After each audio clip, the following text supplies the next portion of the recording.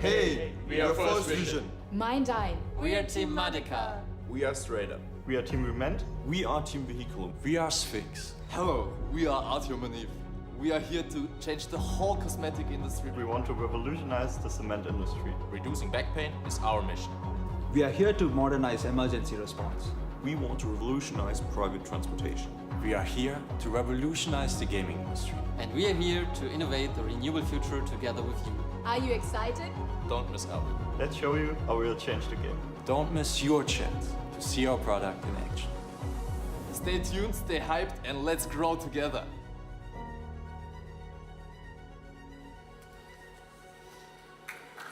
Good evening and welcome.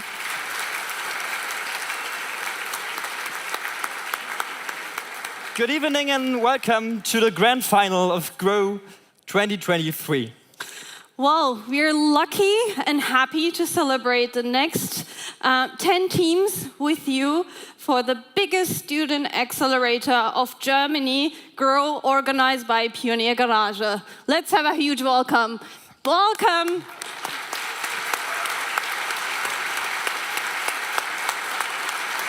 So, I'm Mewz, and I'm one of the moderators of tonight. Delighted to be here for the second time. And of course, I brought Orel with me. Yes, thank you very much. I can just agree. It's lovely to see all of you here. It's not only a comeback for GROW, but for the whole Pioneer Garage to be back here in the Audi Max. It has been quite some time. We have been here 3 years ago. Since then, we only had the pleasure to talk to cameras, not to people. So it is amazing to see all of you here. Thank you for making the trip, especially that we know that the weather wasn't forgiving today. But we won't disappoint you. We have a lot of things to come tonight. Yes. And to start off, we don't want to make this introduction too long. Of course. Because there are people who are much more important, right? We could also give a short, warm welcome to our viewers from our YouTube channel. It's also streamed, as always, as a small tradition. So thanks for joining us with hopefully blanket and hot cocoa in a very cold January evening, Saturday, I would say. More comfortable than us. Obviously. But we don't want to talk very, very long. Shall we continue? Shall we start? Yes. Get warmed up? Yes, we're going to continue with a person who's much more important than us, who is not exchangeable. It's the head of GROW. It's David König, who 1 year ago accepted the challenge to actually organize this huge project, which has been going on for 11 weeks. And we can only say the warmest thank you to David and his whole team for organizing the project and tonight. He's not joining us on stage, but he will be greeting us from the screen. Good evening, and welcome to GROW. It's awesome to see so many friends, partners, and startup fans here tonight. But maybe some of you have been dragged here by your boyfriend, girlfriend, husband, or wife, or just joined us spontaneously, and you're wondering, what is this here all about? What is GROW? So imagine you have an innovative idea, but you don't know how to turn it into a successful startup. Or maybe you're looking for a co-founder, or you just want to join a team with an awesome idea. And that is where GROW can help you. Our program starts with the kickoff, where the participants pitch their ideas to one another and search for potential co-founders. This year we started with over 240 participants from all over the world, who then formed over 70 teams.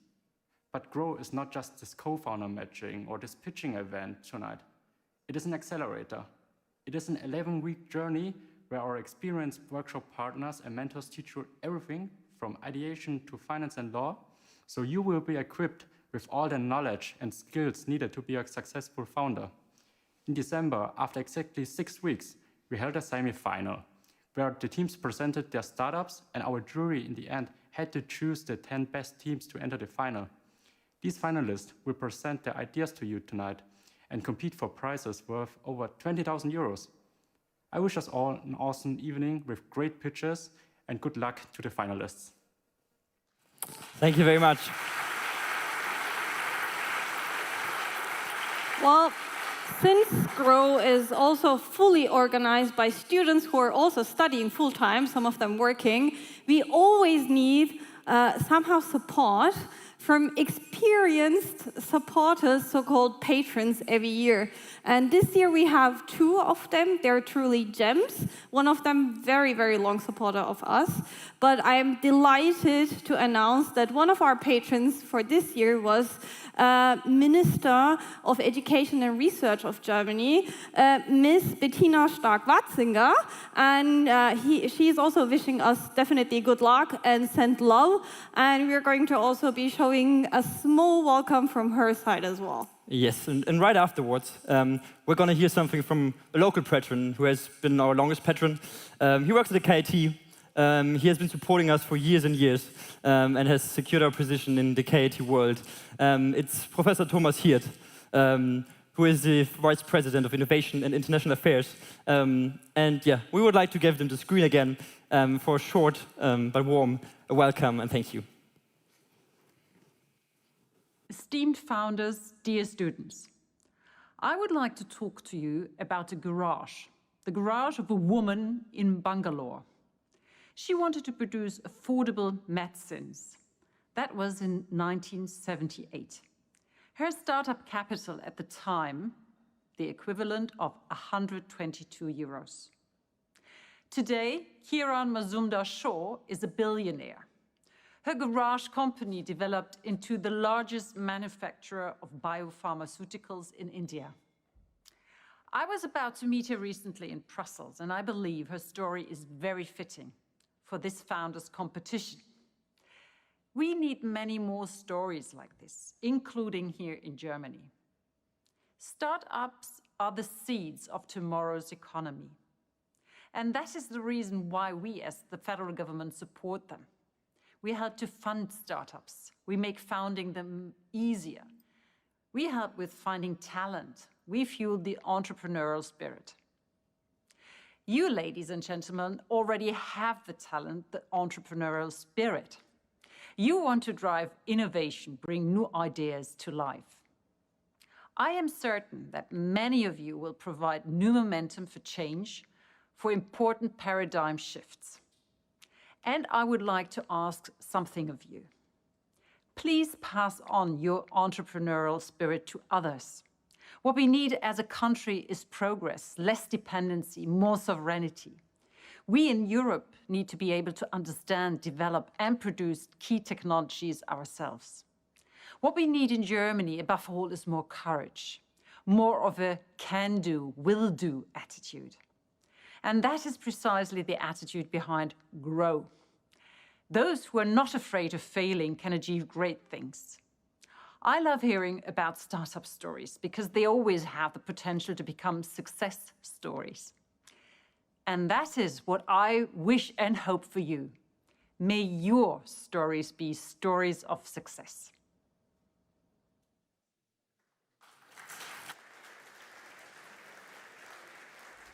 Dear GROW finalists, dear mentors and partners, dear members of the Pioneer Garage, dear jurors, dear students, ladies and gentlemen, it's a great honor and pleasure for me to welcome you to the final of the GROW Startup Competition. Today we have a very special evening because the GROW final is taking for the 10th time. This makes us, and especially me, very proud. Today we expect a very exciting final where it will be decided which of the remaining teams in the startup competition will win the race. With the startup competition GROW, the Pioneer Garage has created a format that positively influences the startup culture at KIT and strengthened it among students. The 25 spin-offs from the students' environment in 2022 speak for this. At the GROW competition, students at KIT, but also students from other universities and colleges have the opportunity to apply with their startup ideas, to implement them with professional assistance if they are successfully accepted, and to further develop their entrepreneurial spirit. This startup competition is the largest competition in Germany which is carried out by students for students. And in its strategy, the KIT has clearly formulated that KIT provides knowledge for the benefit of the society and the environment and makes significant contributions to the global challenges facing of humanity. Therefore, KIT is preparing its students to research-oriented courses for responsible positions in society, economy, and science. Besides research and teaching, innovation, that means technology and knowledge transfer, is a key element of the KIT strategy. Therefore, innovation and entrepreneurial thinking and acting are deeply rooted at KIT. For example, 3 of the SAP founders, the market leader in end-to-end enterprise application software and the top cloud company, have studied in Karlsruhe, and every year KIT reaches top positions in the Founder Radar and the Startup Monitor in Germany. Innovation is one of 8 fields of action of KIT strategy, and 2017 KIT has adopted its innovation strategy with a strong focus on strategic cooperation with industry, intellectual property, entrepreneurship and startups, as well as culture of innovation. As Vice President for Transfer and International Affairs, it is also a matter of my heart that we promote culture of innovation and entrepreneurial spirit among our researchers and among you, dear students.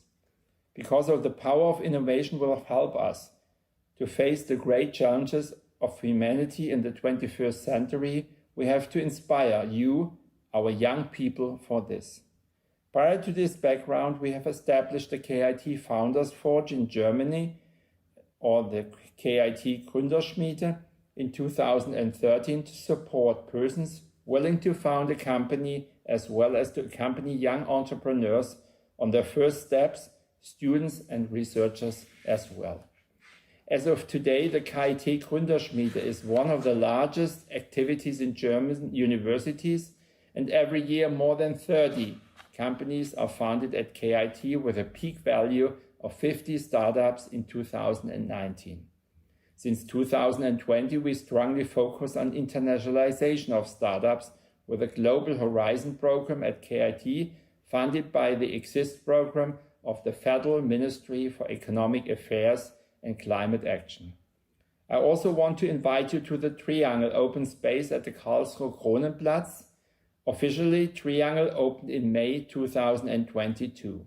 It is a place where you can experience exciting research, you can talk to smart founders, or just enjoy a coffee. Triangle is a place for inspiration, creativity, exchange and collaboration at the interface of science, economy and society, and a great spot to get connected. Dear teams, you have worked on your business idea during the past weeks, which were certainly also very exhausting for you, besides your studies, and you have prevailed against other participants and are in the final tonight. We at KIT are very proud that our university group Pioneer Garage organizes and conducts such an outstanding competition at the GHPro Startup Competition. For this, I would like to express my special thanks to you, dear students, on behalf of the Executive Board for your strong commitment. You live and shape the innovation culture at KIT and contribute with your ideas and entrepreneurial thinking and acting to our continued success and constant improvement.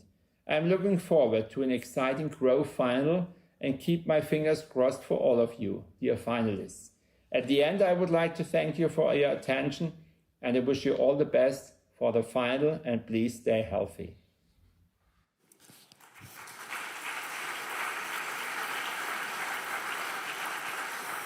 So, as Professor Hirth said, we started in the kickoff with more than 50 teams, as far as I remember.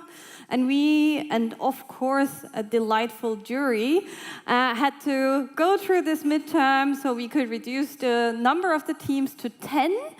Hopefully, all of the 50 teams will continue after GHPro.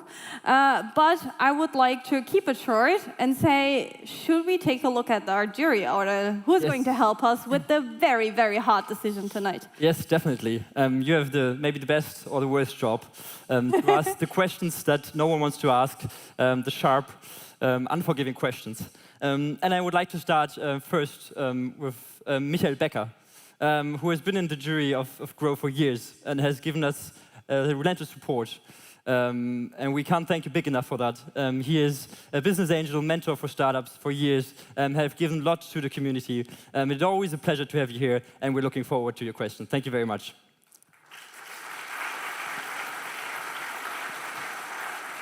So, I would like to continue with Dr. Gerda Frank. She is the experienced CFO of one of the most infamous, I would like to call, spin-offs from KIT, Tech, but she's also mentoring so many startups in the Karlsruhe ecosystem. I would like to ask from you, audience, a huge welcome clap to Dr. Gerda Frank. Thanks for being here.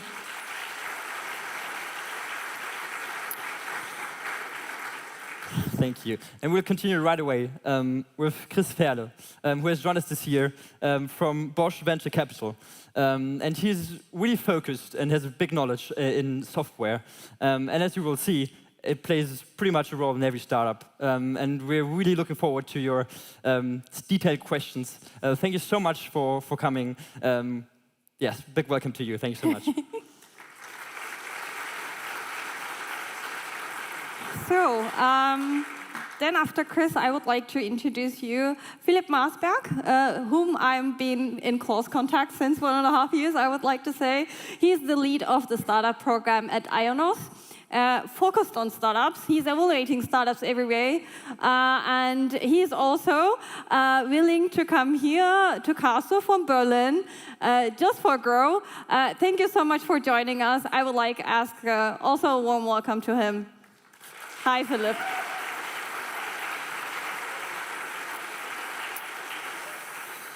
And last but not least, maybe even first, if you look at years he has been with us, Sebastian Böhmer has once been a member of Pioneer Garage, who is behind this contest, and who has founded the company First Momentum Ventures out of that, has found his members there, and is now heading a very successful venture capital fund concentrating on deep tech. And First Momentum Ventures has been with us, I think, since the first time. And so thank you every year. It's lovely to have you here, and we're looking forward to tonight.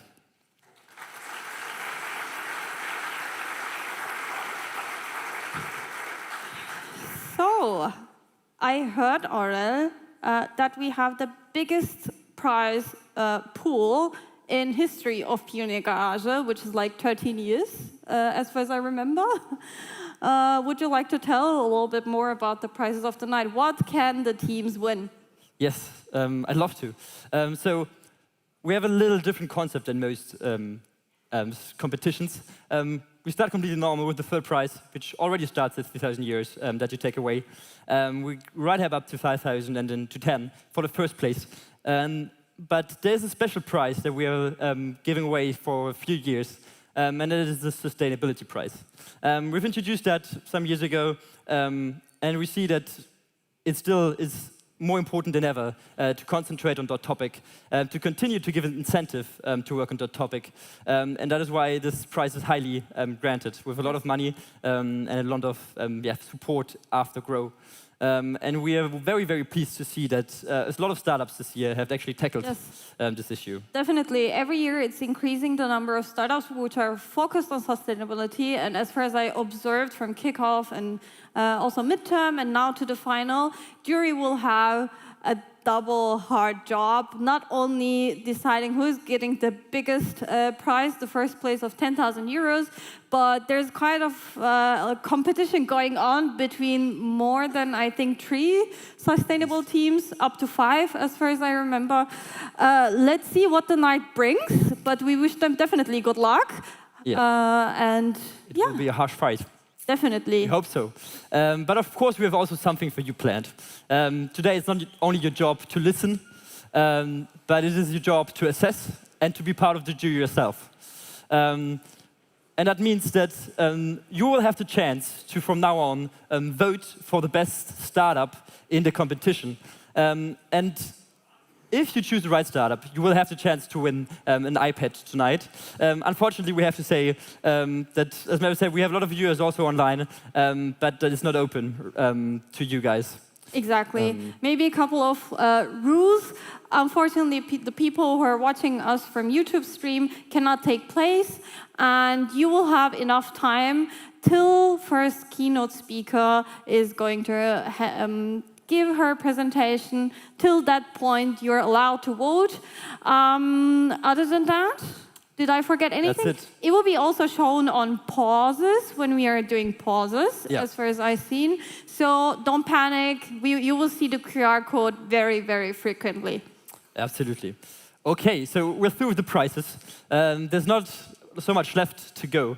But before we choose the pitch order, because that is randomly given away, because we don't want to be biased or to give anyone an advantage, we have a quick look at the agenda, what we're in for tonight. Yes, we hope, me and Aurel, that we gave you all a warm welcome for the night, long night. Then we have 10 teams who are going to present their presentations, their startups, their ideas. Each of them will have 5 minutes, and then 3 minutes will be dedicated to a Q&A session with our jury. Then we will have enough breaks for you guys to refreshen up, do a mini Biopause, let's put it that way, and also get some drinks at our bar. And of course, we have dear 2 keynotes that we're going to have, and then announcements of prizes, and then party starts, I heard already. Yes, the first on the dance floor wins, right? We're going to be there, definitely. Okay, but now we want to head to the part that is interesting. Not a lot of talking and every time the same thing, but we want to get to the pitches. And so that is the agenda of the pitch, what it looks like. And we're going to hit a button now, and then we're going to see who tonight is starting. Just let's have a look. Well, in the last weeks, we became also friends, so we didn't want to somehow pick everybody, you know, it's unfair otherwise. Let's see what it brings. We're in Germany, so normally it takes some time until something is calculated and it has network connection. We're not in the train, but it's still bad. Okay, we have it. So starting is Mewz. First Vision, Wehiculum, Rement, MeinDein. StraightUp, Sphinx, Cellgrid, Artjom&Eve, and MaDeCa. Okay, so it is now time for the staffs to come on time, and we would like to start with Mewz. You have the floor. Well, let's give them a huge applause. Stay in the box. Start in the box.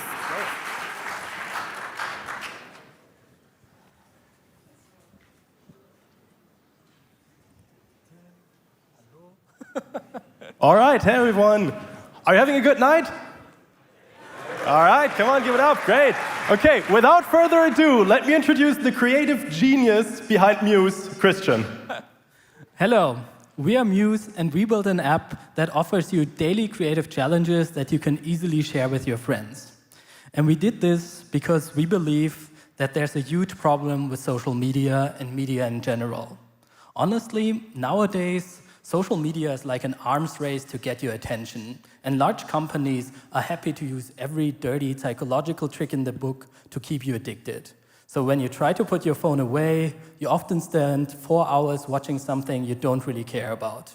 The sad part is, social media makes us less happy and ironically makes us more isolated. And while it's easy to say, just use it less, in reality, that doesn't really work. Instead, we need to find something that we can spend our time on and is worthy. And we believe that is creativity, because creativity has the potential to help you with meaningful expression, gives you a feeling of accomplishment, and gets you excited to share with others. The problem is that daily creativity is difficult because we are lacking inspiration, or we simply don't find the time. That's why we designed Mewz to be, well, your muse. We did this by creating challenges that spark your inspiration and take less than 10 minutes to do, so that you have a fun daily activity that actually takes you away from your phone. Now, how do we know that it's fun? We don't know that because testing. So far, we have tested over 30 challenges and over 200 pieces of art were created by our community. We did this in our online WhatsApp group, but also right here on campus. And so far, the feedback has been amazing. You see our tiny stand there? At one time, we had 7 people around it, 3 were drawing pictures, and 4 were discussing how to survive the zombie apocalypse. And the best part is, most people liked it so much, they took the things they created home. Now, because we did so much testing, we were able to come up with some new and cool features, expanding on our base concept. One of the features I'm really excited about is story time. Because story time works like this. Every single one of our challenges has a unique story behind it, which we use AI-generated images to supplement that. For example, in the Minotaur challenge, you're not just designing a maze, rather you're finding a creative way to keep the evil Minotaur in check and save the Greek people. Another feature I'm really excited about is mutations. Mutations basically work like an advanced chair. So once you've completed a challenge yourself, you can now add your own twist to it and forward it to a friend. So it works like this. For example, you just found 10 steps to survive the zombie apocalypse, but thought, well, this was a bit too easy, let's make it harder. And you send it to your friend and say, well, try that, but now you're stuck in a wheelchair. And the fun part is it keeps on getting harder. And through this, every challenge is unique to your group of friends. And you get to fuck with them a little bit and make it really hard. Yeah, let's have a quick look at our app. We basically wanted to keep it super simple, no distractions, and just focusing on the creative parts about it. And what we're really proud about is that we developed the entire app during Grow. So now we're only waiting for the final review in the App Store and Play Store, and you can download it from next week. Yeah, so if we look at the current market analysis, you can see that there's a lot of potential for challenge-based communities. What makes us so special is that we focus on high challenge variety and active user participation. So we want to make money by offering personal frames which you can buy and support your social causes, sponsored company challenges, and Mewz boxes, which offer unique challenges and some creative utensils. For the next steps, we have planned to develop the app further, grow our team, and build a real business. Now, this wouldn't be possible without my team, so thank you very much. And finally, our mission: the moment you stop celebrating your creativity, you lose your childhood. We won't let that happen. Thank you.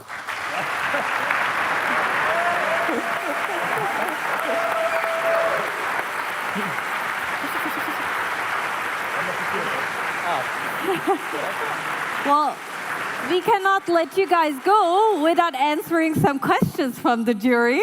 Sorry. So I would turn to the jury from this point on. There's some questions. Yes, Sebastian, maybe I'll go ahead. Did you see or gathered any scientific evidence about actually improved creativity among your customers and users?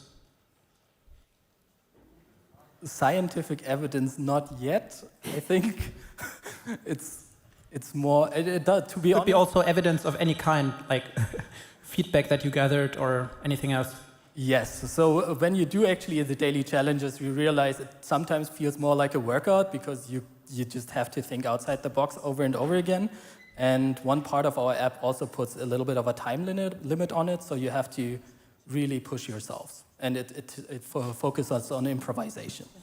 Thanks. Maybe I can just add a little bit to that. Every person we've talked to, including specialists in terms of taking care of creative challenges for children, basically we all agreed in the first 10 seconds of meeting, hey, creativity is just very, very good for you. It doesn't really matter at which stage you do it. So I think the basic idea is just, creativity works. So yeah, I think that might be the thing to add there. Yeah. Okay. We've also talked with art therapists to learn a little bit more from their side and get some professional insight on how these things work in a therapy context. Thank you. Michael, go ahead. Why haven't you finished the app before Grow Final? It would have been a good chance to promote it. Yeah, That's actually a very good point. So the app is working at the moment, and we do actually have the opportunity to test it right now. We're still awaiting review because we've actually built a complete social media essentially within the weeks after Christmas. So like within the last 3 weeks that we really like got into it, and after being in the semifinals and getting into the finals, we actually only had kind of 3 weeks to do it. So at this point, if you want a demonstration, we can for sure show you what it does. Are you interested? As I said, we're also waiting for improvement on the app stores. That takes time. That's not in our hands, not in our control. So, but we have phones that work with it. Okay. Chris, do you have a gut feeling or plan when it comes to the targeted user base? I think initially students gonna be our target users, but with time we can for sure expand this to, for example, children. We see a lot of potential there with family challenges, and yeah, maybe Christian can also add a bit to that. Yeah, in our initial WhatsApp group, we also had older people, and especially with their children, it was really interesting because we set up challenges that were family friendly for the weekends, so they would have time to do things with their kids as well. And how many installations are you planning? Quick answer, please. In 200? What? I didn't get the question. How many app installations will be there in 2 months? 100,000 at least. Realistically, I would say a few thousand. Thanks. Okay. Okay, thank you guys. Very good job. So, Aurel, did you hear the buzz going on when we just announced the audience prize? Yes, that was pretty good. Yeah, I think so as well. Maybe should we give our audience a couple of hints? Yeah, definitely. What are we actually, or what should you look after? You've seen the first team, but maybe you can share a bit of the spirit of Grow. What is so special about our jury decision, and what also you should take into account? Exactly. So Grow, as you can all understand, it's about growth. Where were you before kickoff? And what did you achieve in the next 11 weeks of workshops and mentoring till today in the final? So that will be the very significant criteria, of course, for the jury, but also it should be also for you guys when the teams are somehow introducing their timeline. But not only that, of course, business model, idea, team, pitch, problem and solution fit, or competition even, market. So every essential point of lean startup methodology will be a criteria, but mostly, I would like to repeat, the growth from kickoff till today. Absolutely. So please look out for that while you choose your startup account for the growth. It was also probably the easiest thing to assess. Perfect. Without further ado, we would like to continue with the next startup, and that is First Vision. Don't you think our frontline workers are heroes in disguise? With our multi-mission capable products, we aim to modernize first response. We are Team First Vision. And let's get started.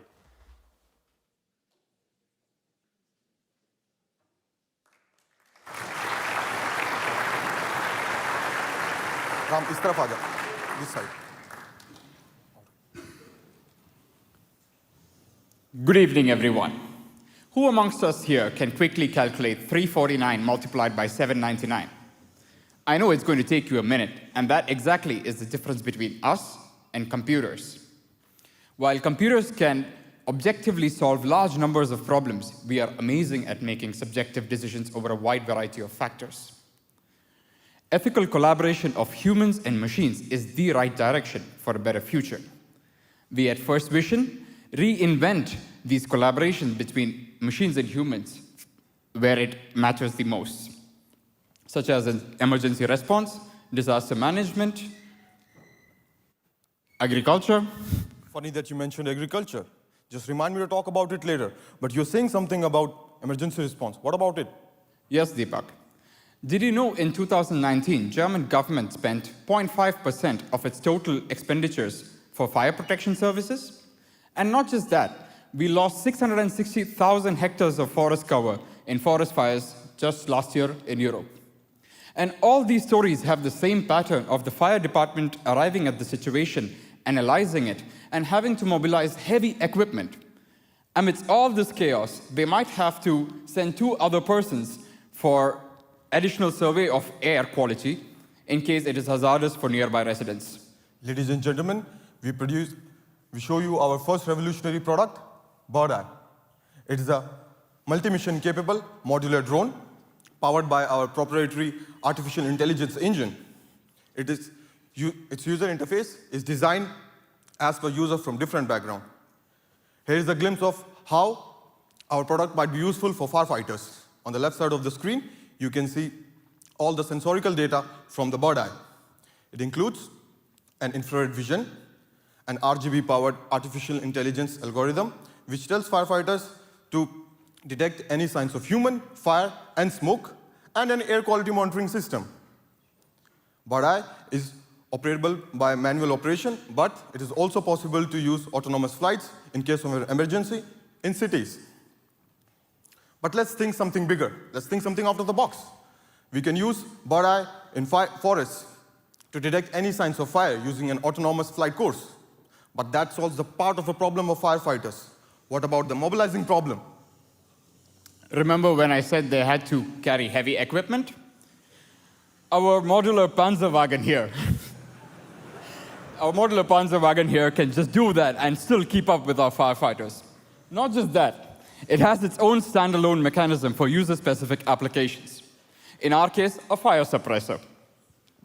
Our Panzerwagen can be deployed autonomously, and it can effectively follow our firefighters. Not just that, you can also manually control it. Having a visual feedback. With visual feedback, of course. Panzerwagen can also be deployed for autonomous missions where deploying critical payload or mobilizing critical action is necessary. Let's re-innovate firefighting with first vision. For analysis problem, Bird-Eye can be deployed that can help firefighters to give them crucial information from a higher point of view so that they can make more informed decisions about a situation. Panzerwagen can effectively deploy necessary gear and at the same time suppress fire. But is it the only problems our products can solve? Didn't you mention something about agriculture earlier? Yes. Do you remember this picture? Isn't it the last wine tasting trip we had? Yes. But did you also know powdery mildew is one of the very common problems among the vineyards? Just in year 2015, farmers lost around 50% of their crops because of this disease.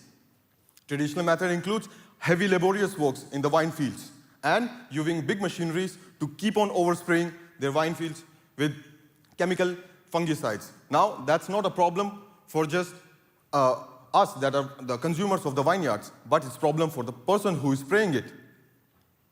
But can't we just use our drones for an early detection?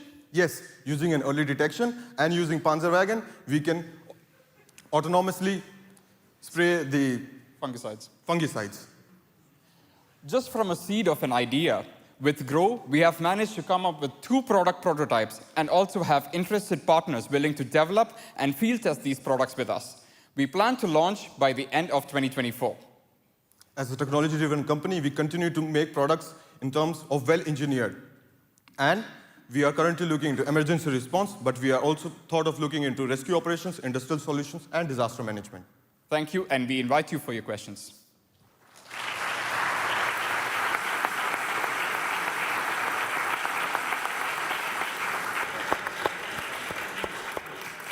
Yes, Gerda. I really like your storyline. Could you tell us a bit more about your business model and who your customers are, who is paying? So currently we have done some market research from which we have learned that there are our competitors available, like for agriculture and firefighting. Problem with them is they have their product made and they try to fit it according to the market. What makes us apart from... Oops. Go back. What makes us apart from everyone else is we are local to local. We are in communication with the firefighters from Heidelberg and Karlsruhe, which are ready to make those products with us. So that makes us more problem and a solution fit, rather than making a just product and fitting into a solution. We are also looking into entering other industrial sectors, like in agriculture, which we hope to shorten our revenue inflow. Okay, do we have a follow-up question? Yes, Sebastian. So from a venture investor perspective, I would be interested how you might speed up things towards your launch. That would be interesting for me. And then also, why don't you focus on either one industry or one use case that you try to solve first instead of going very broad? I can give you the answer for the second question first. The nice thing about our products is it's modular. So what we don't have to have this additional development effort, or we just have minimal development effort to suit it to different markets. But why we are focusing on firefighting is like the bigger problem or an extreme end of the problem. And if we are able to solve problems for the fire situation, then it's much easier for us to fit these solutions to other industries. And could you repeat the other question? We have made our Panzerwagen in less than 2 weeks, from start to the scratch, so yeah.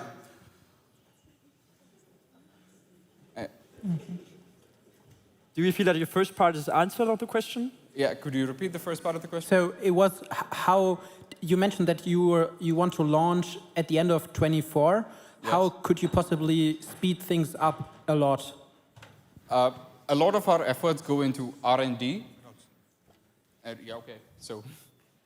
So most challenges come from, for example, in the fire department, is thermal protecting the whole system and also keeping up with the speeds of the fire department. We don't want this to be a hindrance to their operations, so we have to field test it. We have to go with them, implement our system along with them in real-life situations. Only then we can convincingly tell you or the other fire departments that we have a working prototype. So currently, we already have interest from our Karlsruhe and Heidelberg fire departments to field test with them. We'll start with the AI and the drone first, and then develop the Panzerwagen along with them. Okay, thank you very much. We have to continue, I'm sorry. Thank you. Can I steal the perfect, thank you. Something on the way? Yeah. There's some movement. Okay. Maybe like a hint to the startups also. Okay, and now it's always very interesting to discuss the startups right afterwards. But I will have to ask you to keep that for the break. And we will have 2 breaks that will be possible for that. But we would like to continue quickly to make this evening, which is really long, a bit shorter. Maybe a quick reminder to the startups, please keep the microphone very close to your, or at least at the same distance. Otherwise, I think we will have difficulties understanding you. Next team upcoming, Wehiculum. Driving your car to work alone is very expensive and not sustainable. Introducing Wehiculum, the new carpooling service that connects people driving to work. If you want to save money, listen closely.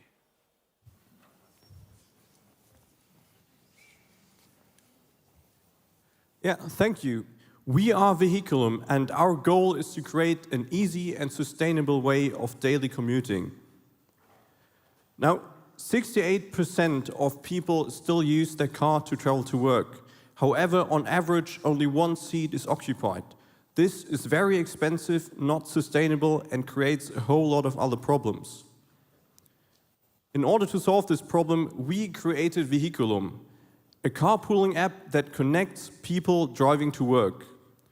Now, with Wehiculum, drivers and passengers benefit from saving money and socializing on their way to work, and businesses and society benefit from less CO2 emissions and reduced traffic.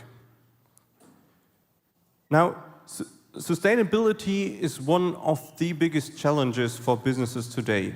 With Wehiculum, companies can track the saved CO2 emissions of their employees that are using our app. And with that, they can reduce their Scope 3 emissions under the greenhouse gas protocol. We help businesses to become more sustainable. So why should you choose Wehiculum if there are other apps like BlaBlaCar already on the market? Well, those solutions do not focus on the use case of driving to work every single day. They are more if you want to hitch a ride long distance. So, and you also need to have that the driver gets a benefit out of taking people with him, and you need the passenger to feel safe and secure. So we implemented those things as features, and we also set our focus on daily commuting with as little clicks, communication, and hassle as possible.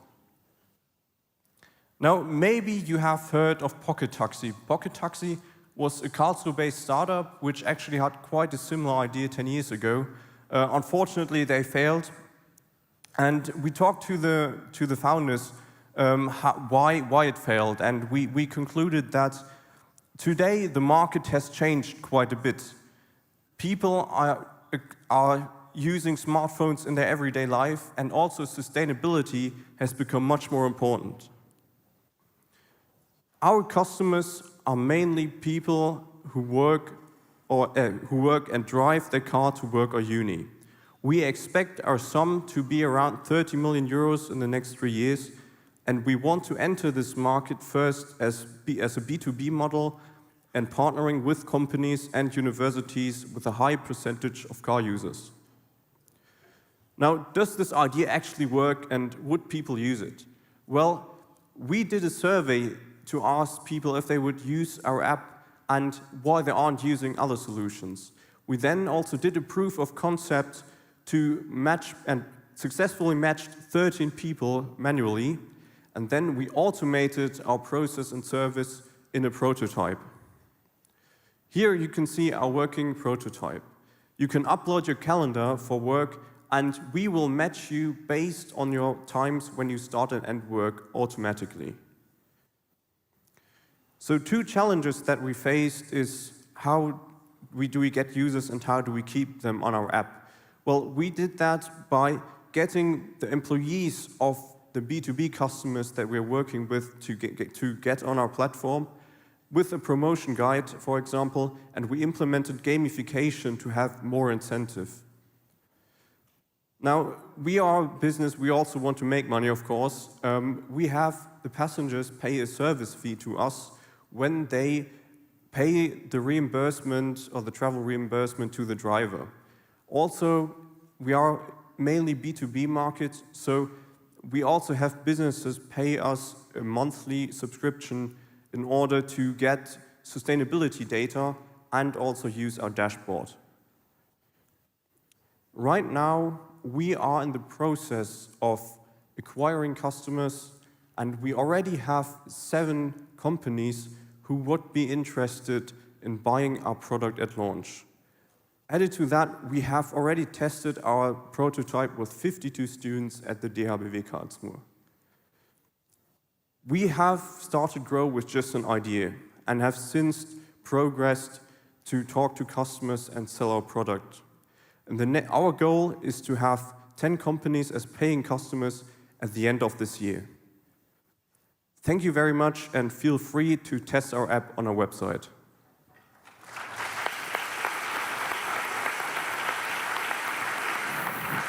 So, thank you so much. Let's turn to the jury for the questions.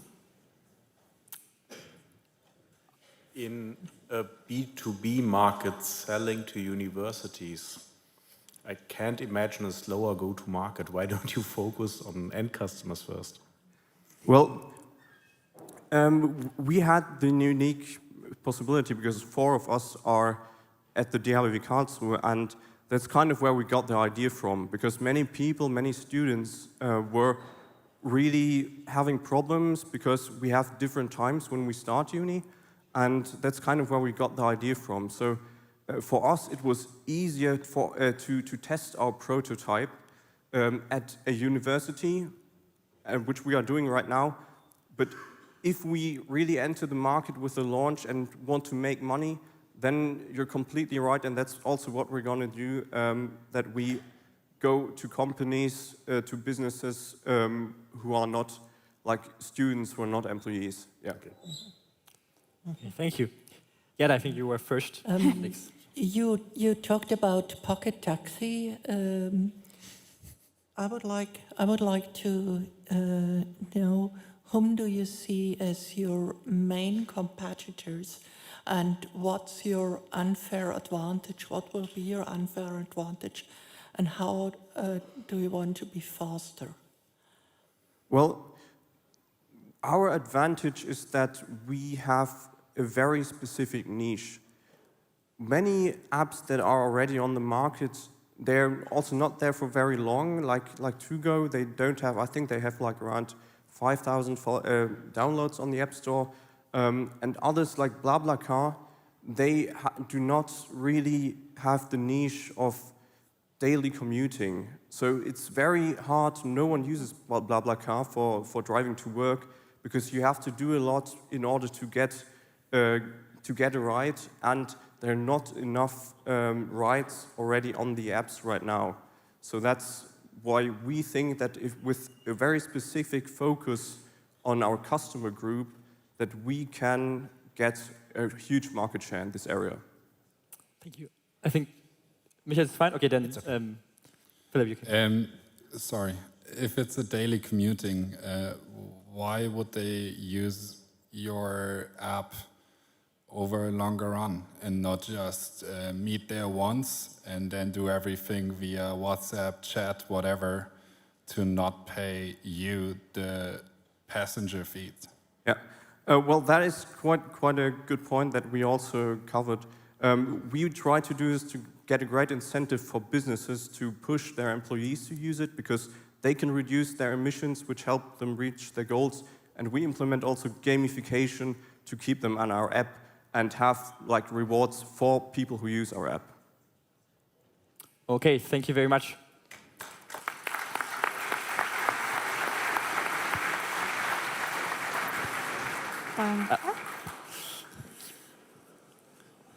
So, next up, I heard Rement. Yes, also very interesting. Rement, would you like to join us on stage? The cement industry is responsible for 8% of the global CO2 emissions. In times of climate change, this is not acceptable anymore. Therefore, we are introducing you Rement. Rement is a game-changing recycling process for waste concrete. Enough sitting in front of the camera. We're happy to present the Rement process to you now.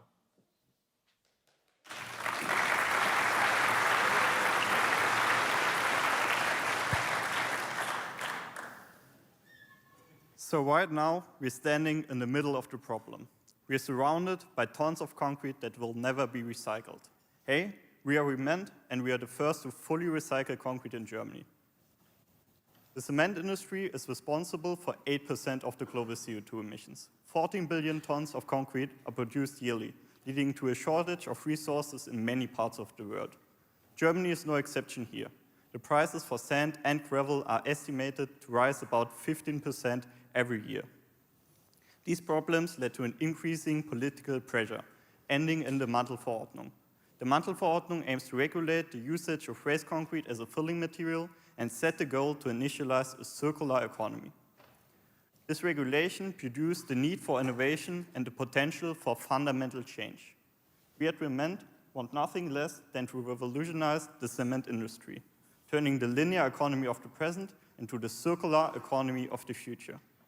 Currently, the construction industry is digging for resources, fabricating concrete, building houses, and finally demolishing the houses again.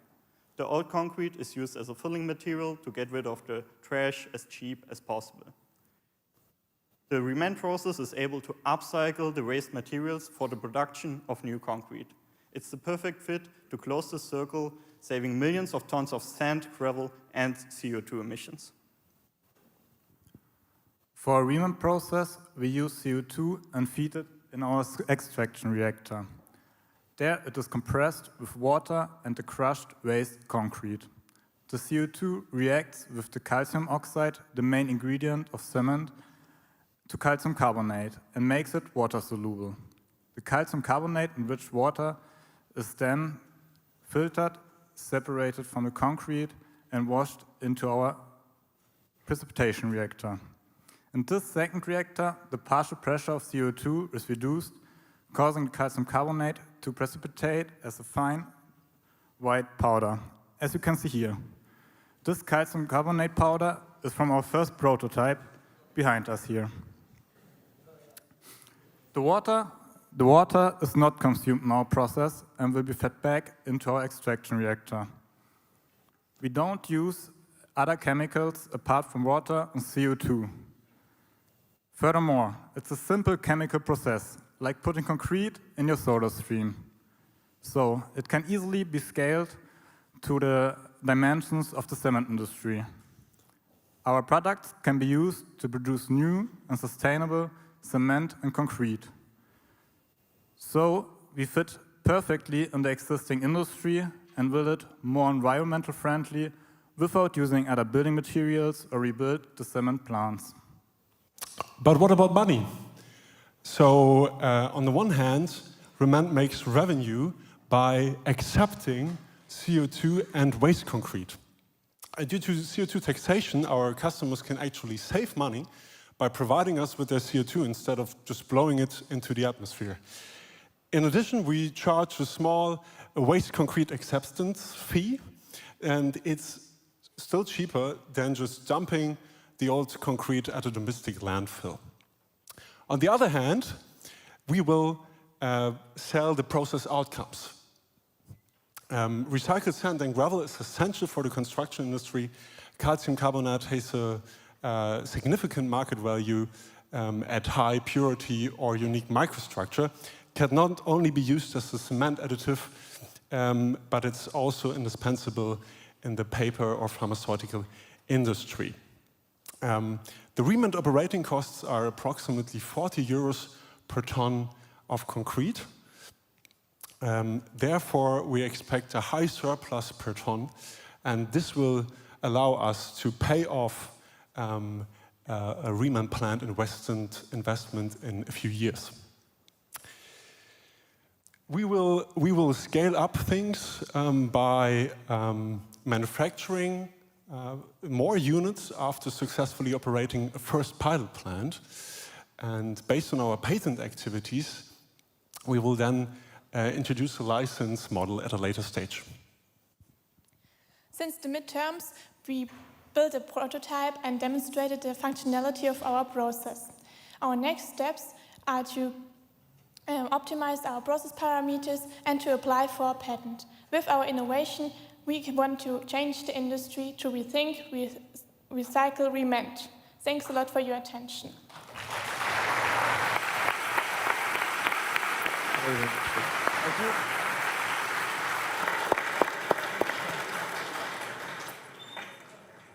Okay, go right ahead, Sebastian. Thank you for your pitch. This actually sounds almost too good to be true. So is there any catch here? Like you mentioned that basically you have a reactor that has a complexity of a soda stream. Nope. Like how does it actually work? What does your prototype look like for the reactor, for example? You want to get more details about this demonstrator here, or? Yes, and how do you want to upscale this?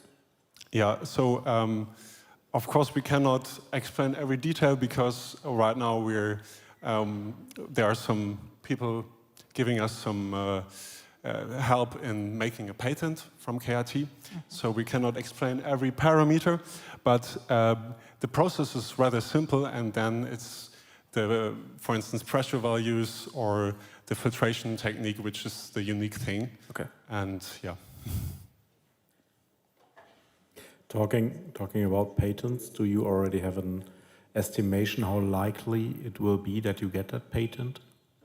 We don't have any estimation there, but we are in touch with patent lawyers, for instance, and we think there's a asking the other way around. You already did some research that there are no patents that are covering your technology. Yes, of course. Okay. Okay, we're still some time. Yes, Sebastian.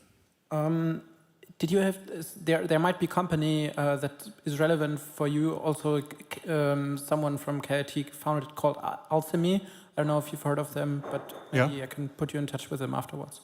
Thanks. Very nice. Maybe another short question? Well, you made him happy. Okie doke. Yeah, then Sebastian. Yeah. What's your planning for future financing and scaling up your output? Yeah. So first, we're focusing on the technical side. So we think if the process really runs smoothly, then we created a huge value. Yeah, we are right now also looking for investors, and we're right now in the university network with KIT Hub. But our next steps are really to make a patent, to apply for a patent, and then to find investors to scale things up. Yes. Okay, one quick question to answer to the question. Did I get it right? There is no competitor in the market you can tell us about, and this technology, or is there a competition? Yeah, there are competitors, but there are no chemical recycling processes. So there is Heidelberg Cement or Recover, and they are mechanical recycling processes. And our advantage is that our quality of our products is a lot higher. And for instance, the calcium carbonate can be sold a lot higher. Okay, thank you very much. We have to cut you off. Thank you so much.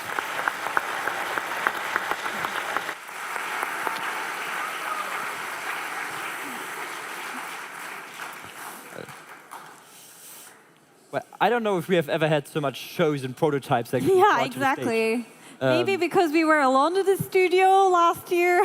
It's true, it's true. It makes a difference. Okie dokie. Shall we continue? The last one before the break. So, guys, last one before the break. Next 8 minutes, we would kindly ask from you some patience. Then we are happy to offer you another beer from our bar. But it's time for team. Go ahead, we will have a look. It tells us always. Team MeinDein.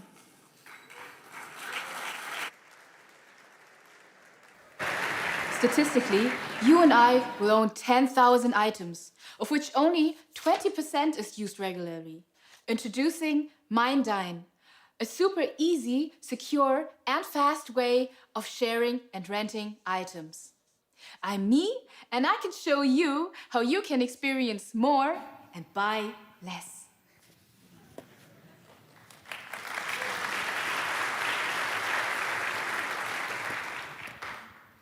So since we and the Grow team have worked so hard for today, I gotta ask this. Are you ready?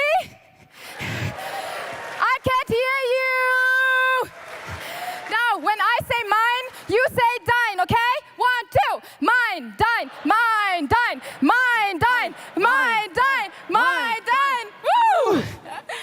Okay, introducing MeinDein GmbH, your local sharing partner. Oh, fuck. Okay. Did you know the average students only use 30 minutes on average? What a huge waste. And this is with a lot of things. That's why we asked ourselves, do we still live in a world where we need to own everything? Well, we see bike sharing, car sharing, and even home sharing. Welcome to a community platform for items. Awesome. On MeinDein, we connect lenders and borrowers. But how does it work? Simply sign in the app, search the item, choose the time frame, book the item, done. After you book the item, you will receive a booking confirmation, scan the QR code, check the item, and confirm it. 3 days later. Easily connect your iOS or Google Calendar to see your rentals and receive a push notification from the MeinDein app. Scan the QR code, give it back, and say thank you with one of our compliment stickers. Ding! Meet the team, me, as a very nice co-founder. And Ben is a top programmer. And I promise you, the funniest, most organized and talented programmer at all. Luckily, we share a passion for big communities. On Vietnam destinations, we had over 150,000 followers. On Snapdrive, over 126. And we have a high reach with an average of over 200,000 views and over 500,000 views. So trust us, we know how to build big communities. We teamed up with Omocom to ensure that the lenders has a lender insurance. And MeinDein is for private and business partners, because after all, there is already a tool, a party, and a mama rental. Why not combine them on one platform? An availability map lets you search cities from nearby. We verify everyone, and integrate an online payment system, and have so much more in pipeline. The market is huge and growing, as people like to stay flexible and have access over ownership. I quit my job, sold all my stocks, and went all in. To the kickoff, I started all alone. And then we asked ourselves, how can we convince local partners? How can we launch an awesome app, a better platform? How can we found a company? I'm so happy to announce that we got accepted to the CyberLab Accelerator, which will start in a few days. And the biggest thing, it's not just an idea anymore. We programmed a fully functional app and uploaded it to the Play Store and App Store, and already started the internal testing for Android and iOS.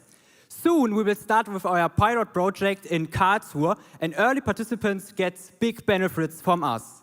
Our partners love and they share our passion and mission, and they love to work with us. 11 weeks ago, we started with 0. Now, we found a company, have already 3 investors, over 250 people on our waiting list, over 30 business partners on board, and over 1,200 items to be shared. And this is only the beginning.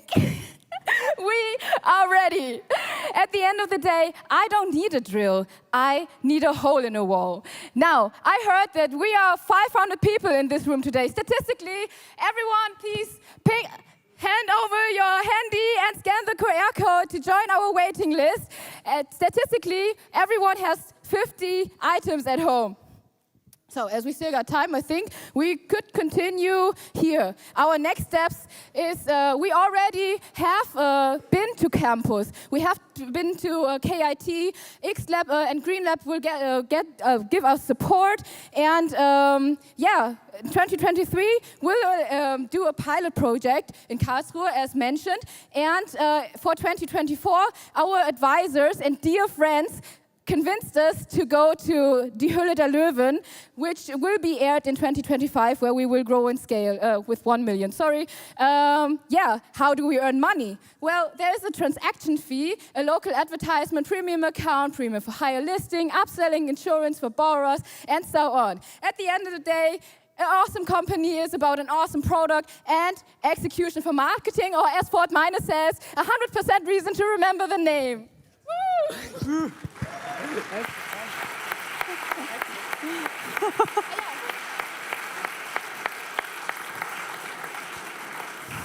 Well, you got to love the spirit. And maybe we can have some questions to go right into there. Yes, Michael, go ahead. Okay. Okay, thank you very much. It was very exciting. But I didn't understand it. How do I get the drill? Do I get it by post, or do I have to grab it at the partner? Or is there a partner local network where I can get it, or how does it work? Yeah, so you can you automatically receive the information and pick it up at the borrower, at the lender, sorry, and then later on we will also have where it's the other where you can also yeah, you pick it up. Any more questions? Yeah. Take your time, it's fine. Okay, Chris, go ahead. Thank so you, you've got a Artjom&Eve. super interesting drilling machine on the slide, so we should talk later anyways. Okay, thank you. But the thing is, how do you see the competition? First of all, we think it's awesome that there is competition. I'm sorry.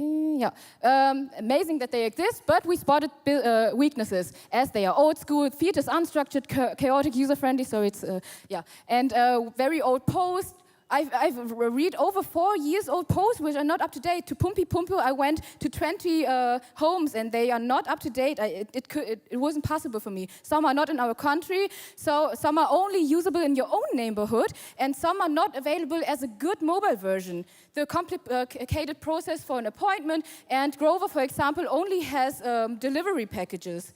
Yeah, so awesome that they exist, but we think we will be able to make a better platform. That is the spirit. Are there any other questions? Yes, Sebastian.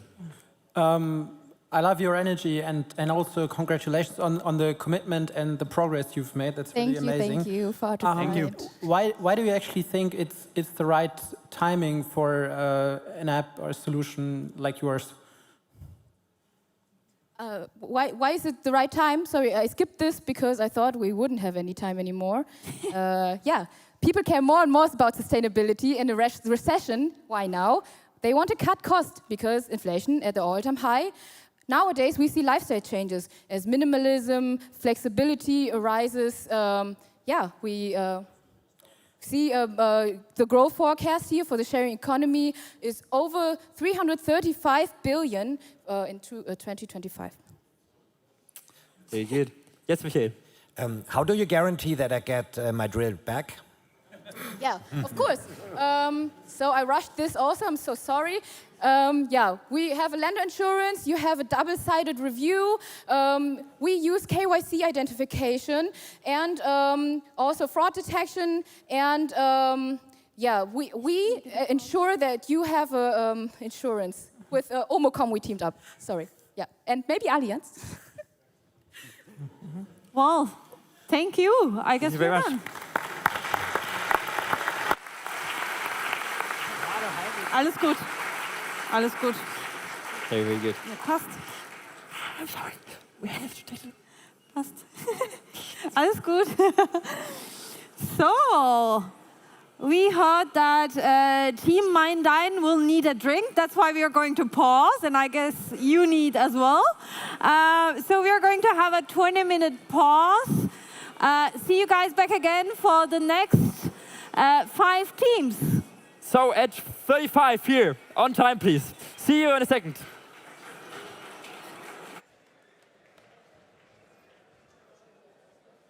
Hi, now it's time for us, that is the Pioneer Garage, for some shameless self-advertisement. You are a student. You want to meet new people. You want to experience your own entrepreneurial potential and test the waters in the world of founders and startups? Fortunately, I have just the place for you. The Pioneer Garage. We are a growing group of over 400 students interested in entrepreneurship. Not surprisingly, a lot of our former members end up founding their own ventures and are doing so successfully. So, if you want to create exciting events, meet a new group of like-minded people, and gain valuable experience along the way, meet us every Thursday evening at the Launchpad and talk to the people in the amazing red hoodies. See you soon.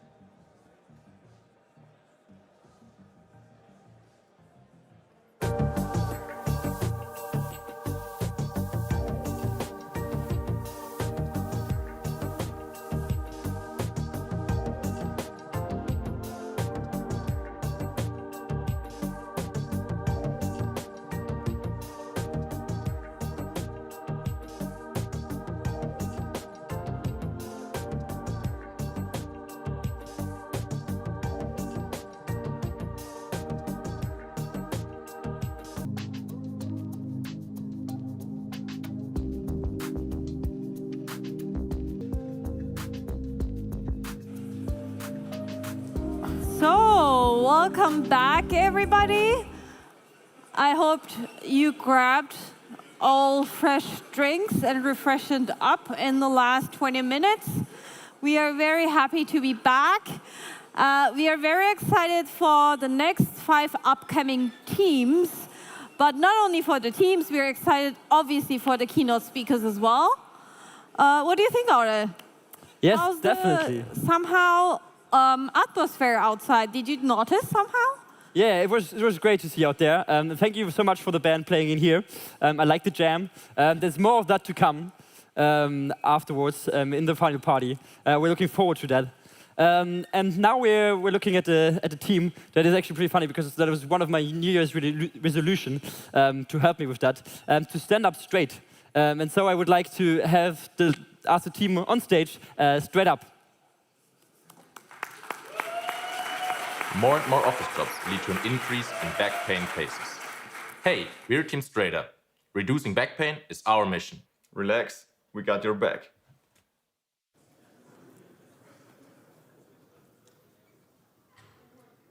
We are Jan, Erik, Jan, and Marcus. The 4 of us, and many of you, have something in common. We will probably work in office jobs for many years. Now imagine sitting at your desk, working or studying for hours. This is a very exhausting task for your back muscles. So eventually, you will fall into an unhealthy posture, often without even realizing it. Slouching or screwing your upper body is a major cause for back pain. And you're not alone. There are 30 million office jobs in Germany, and almost everyone is exposed to back pain-related issues, reducing our quality of life while also costing our economy around 12 billion euros each year. I know improving your posture costs time, work, and hard effort. Well, that is something we are going to change. And I've seen many of you already straighten your backs, showing that a simple reminder at the right time can make all the difference. Now, imagine a tool which reminds you every time you slouch, in time intervals you specified. A tool which helps you build healthy habits and back muscles without even giving it a second thought. To develop such a tool, we connected with Tobias Beile, a physiotherapist with over 20 years of experience and one of Germany's leading experts for shoulders and the upper body. The result? StraightUp, a smart wearable that measures and analyzes the position of your shoulders directly and precise. In case of slouching, we provide a haptic feedback to remind you to correct your posture. Our intelligent algorithms determine whether you're actually slouching. You do not want to get annoyed while preparing your favorite dish or while tying your shoes. In fact, we finally have a prototype here we can show you. So right now, Jan is wearing our prototype. When he exceeds the threshold by bending his back and dropping his shoulders, you can see the app turns red. I see we have some technical issues here. We're gonna fix that. If you want to see it, come to us later on. We'll have that fixed. Anyways, if we got you interested, scan the QR code to sign up for an early testing phase. We would love to receive your feedback. Thanks, Jan. To sum it up, what makes our product unique? We don't force you in an uncomfortable position, nor do we remind you every single time you bend your upper body. Think again of cooking or tying your shoes. Our most important goal is to have the highest comfort possible, so you can wear it everywhere at any time without even noticing it at all. Except you slouch, of course. All due to our novel sensor system, which is accurate, cheap, easy to integrate into textile, and of course, it's patented. So, since our midterm pitch, we built our website, talked to product designers, rebuilt our app's UI and structure, and talked to successful startups for mentoring purposes. Also, we connected to many physiotherapists, gaining feedback, expertise, and 12 letters of intent, which made us refine our prototype's architecture. But now, let's talk business. After the finals, we plan to qualify for Exist and come up with an MVP. In 2024, we will kick it off with a crowdfunding campaign and initiate our medical licensing. As we enter the market, we count on partnered physiotherapists to recommend our product, as well as social media marketing. Here, we focus on our target customers, people with office jobs at the age of 25 to 60. On the long run, we want to collaborate with companies and health insurances, improving their employees' or customers' health and satisfaction while saving them money. Win-win. So, while being able to build the first few products in-house, we rely on partners to produce our electronics and wearable components as we grow. Therefore, we have been in strong exchange with a German medical company over the past few weeks. In order to build a first small-scale production, we require an initial investment. But as we settle at the market, our unit costs sink and we should break even after 2 years. Now, we hope we got you interested. Feel free to scan the QR code to our website. And in case you missed to sign up earlier, you can still do it there. Thank you very much for your attention and have a wonderful evening.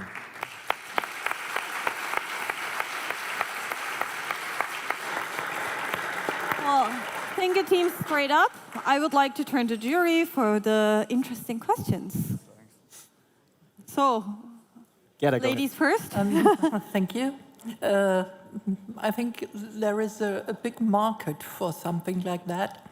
I would be interested, I understood in 2 years you want to be break even. What's your business model? And I would be interested, what's your recurring revenue? How does that work? So our plan is to break even 2 years after market entry. I don't know if that's if you got that right. Yes, our business model is first we're going to D2C via crowdfunding to get our first feedback, and then after some time in the D2C market, we're planning to go B2B with company healthcare or like health insurances, and we're planning to add some exercises and yes, some kind of licensing model maybe, so that are recurring costs and also just more customers. And So you sell the product and there is not a freemium or something like that ongoing, or is it just selling the product? So I think the product speaks for itself and it is as a standalone product viable, but we do consider to elaborate furthermore freemium possibilities. But I think as we compare the market and what people and how people spend the money on wearables, I think having the product stand for itself and have only the sales for a start is our way to go. Yes, listen. So maybe 2 options here. I might connect you with a relevant orthopedist and a crowdfunding expert who might be helpful. And other than that, I'm interested in understanding what differentiates your wearable from other alternatives, or what's the second best option from your perspective? Well, okay, maybe I can draw 2 categories. There are belts that force you in a better position, which is actually terrible because you don't establish healthy habits. And there are some minor quality products that only detect the upper body angle. So they detect every time you go down and you go up. But as you have in your daily life stuff to do that forces you to do that without even that you're really in a bad posture, we are the first product to really detect only if you're in a bad posture and won't annoy you every time we detect some sort of movement in the upper body, which makes us way more easy to use and way more and way better. Yeah. Okay, thank you very much. That is on time. Thank you very much.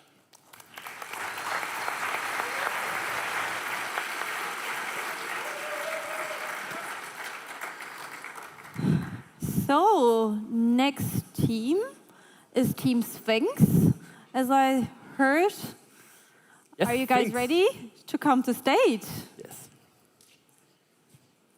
Are you tired of spending countless hours online without getting anything in return? Introducing Sphinx, the ultimate play-to-earn online battle platform, where players can compete for real money while getting smarter along the way. Sounds too good to be true, right? Well, let me show you how we do it.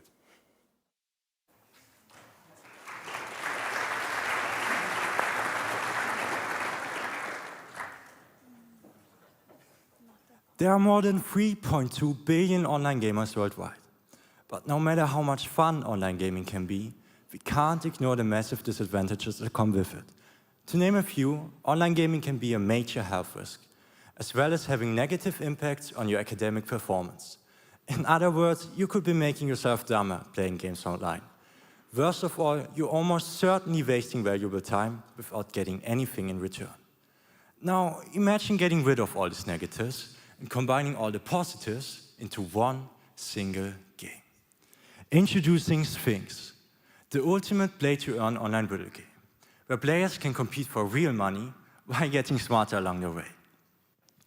We are merging the traditional riddle game with the play-to-earn experience, combining two multi-billion euro industries.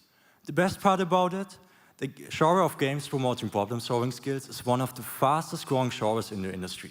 And we're not only launching in Germany, but every English-speaking nation around the world.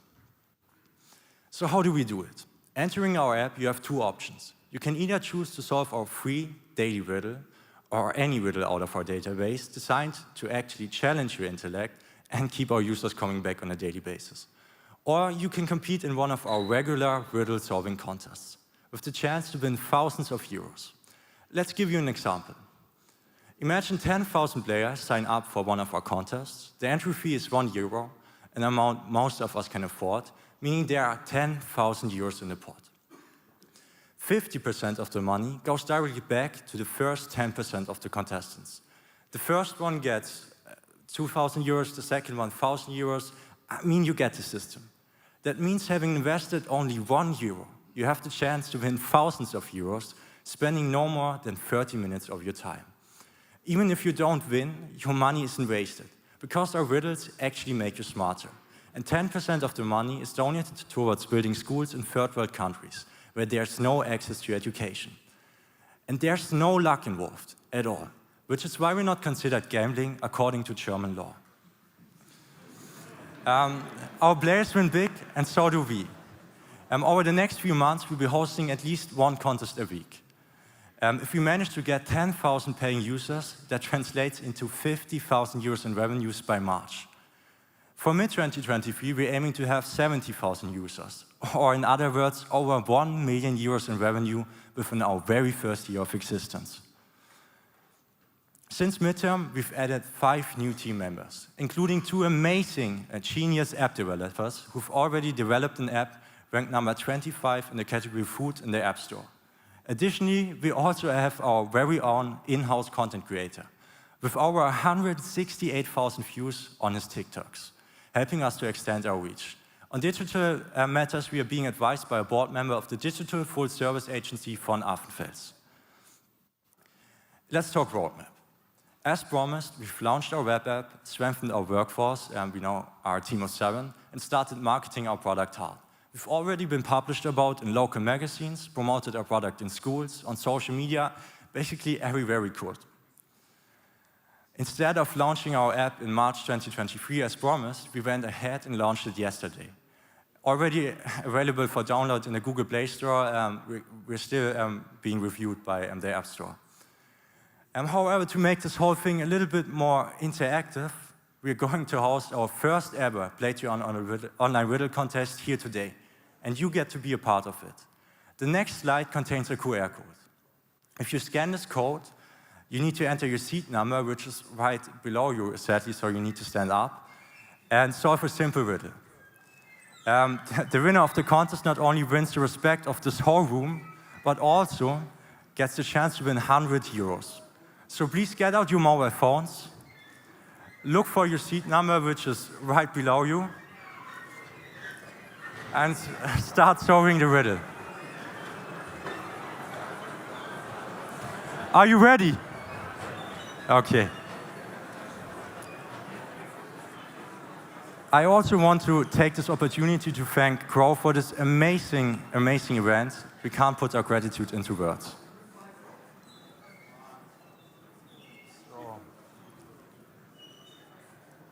I'm still waiting for the winner.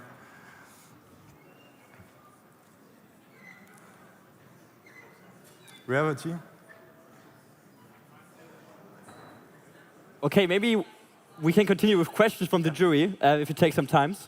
And then the winner will receive the message, and the person will be okay.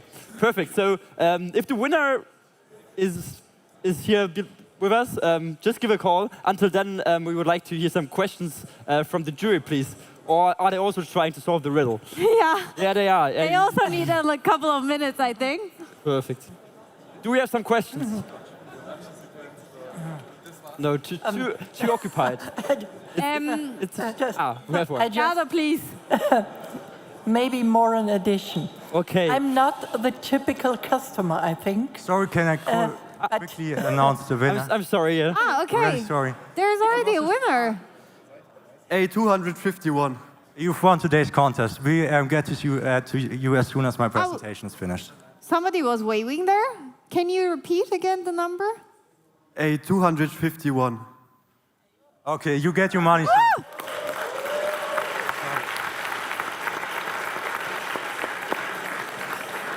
Okay, thank you very much. Very, very interesting. I'm really sorry. Stunt.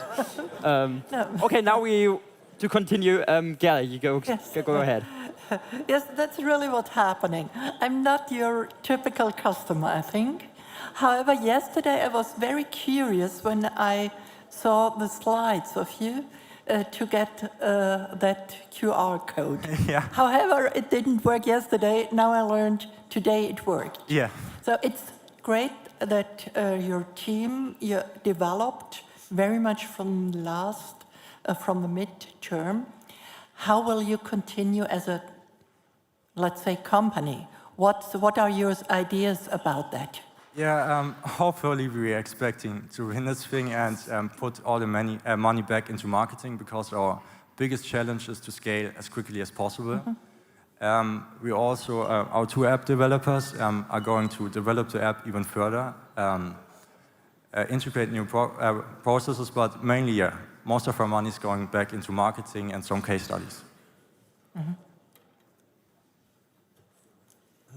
Okay, yes, Sebastian. Do you want to bootstrap or attract investors? Yeah, currently we are bootstrapping. The cool thing about our app is that we don't actually need to attract too many investors, because our app pretty much finances itself as soon as we get our first contest rolling. Next week we're going to host our first ever big contest with prize money worth 700 euros. And after that, our marketing budget is currently, enough. But yeah, for sure, investors would be a huge thing. I think, Michael, you were before. Is it fine? Yeah. How do you want to grow in the market? Because there are already some riddle games. Yeah. And how do you want to do it? Oops. Yes, there are riddle games.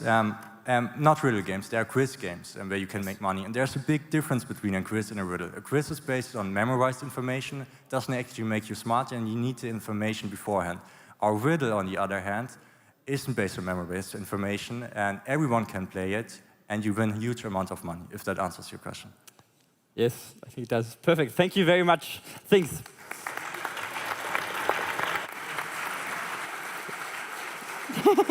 Danke. Yeah, right. I think we're getting more and more impressed by the density of quality we have tonight, and by every kind of domain here.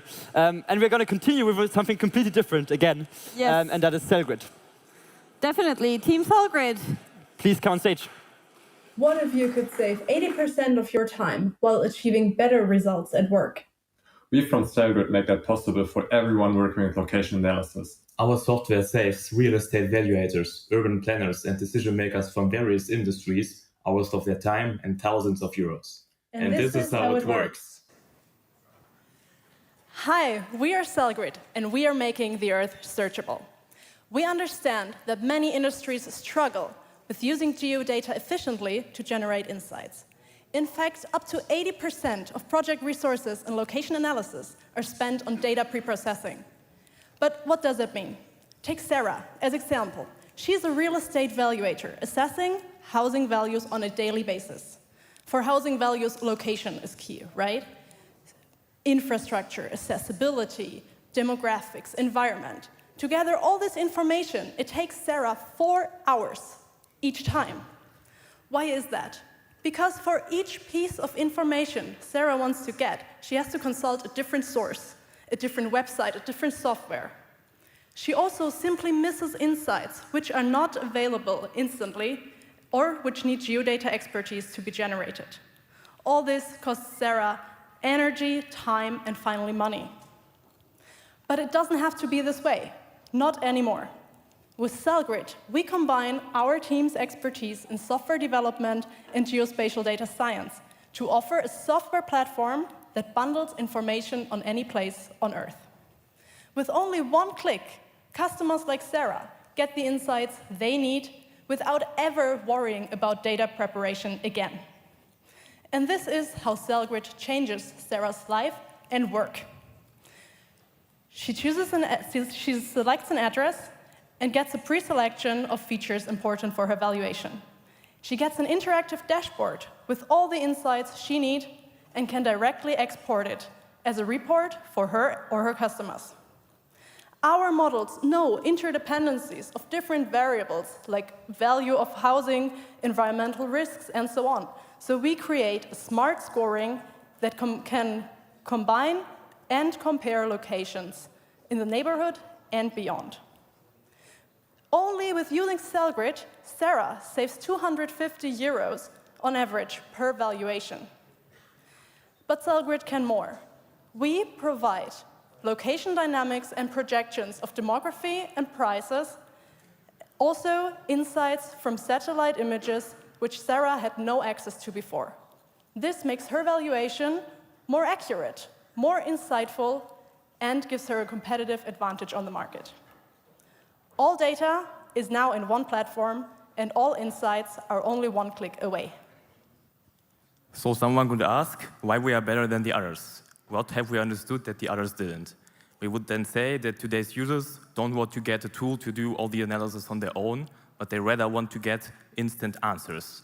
So while comparing locations manually or ranking them using custom metrics are quite nice features, but still users would benefit most from getting highly qualitative decision support. And that's where we are best. Nobody in the real estate market has covered the world with 50 meters of resolution, and nobody has trained AI models that instantly output all the relevant features that are known about a certain location. 1.4 million real estate valuations are carried out in Germany every year, and they already could be powered by our platform because we have Germany covered with our data. If we would scale that all to the whole world, that would lead us to 18 and more million yearly real estate evaluations. But for now, we stay in Germany, and if we assume a conservative estimate of owning a 10% market share in the next 5 years, that would lead us to be processing 140,000 real estate evaluations yearly. And if we take these 140,000 evaluations, and if we remember that we can save on average 250 euros per valuation to a customer, then we can say that customers will be happy to pay us at least half the price to save their valuable time and even achieve better results. That altogether would lead us to a revenue of 17 million projected by the next 5 years, and that's only in Germany and only in the real estate market. So when you heard from us last time, since you heard from us last time, we moved from some potential customers to concrete contract negotiations with one of the largest real estate valuation companies in Germany. Also, we have progressed our vision of a searchable Earth to a solid business plan which was validated with potential customers. And finally, we have set up a stable MVP, which we transformed our prototype to, and this system is tailored to the specific needs of the real estate market. We can do it because we have experience at the cutting edge of Earth observation, and we can do it because our vision is big. What helps real estate valuators today can also help urban planners and many other industries. Yeah, you can also profit from spatial data, and we invite you to test our demo by scanning this link. Thank you very much. Thank you.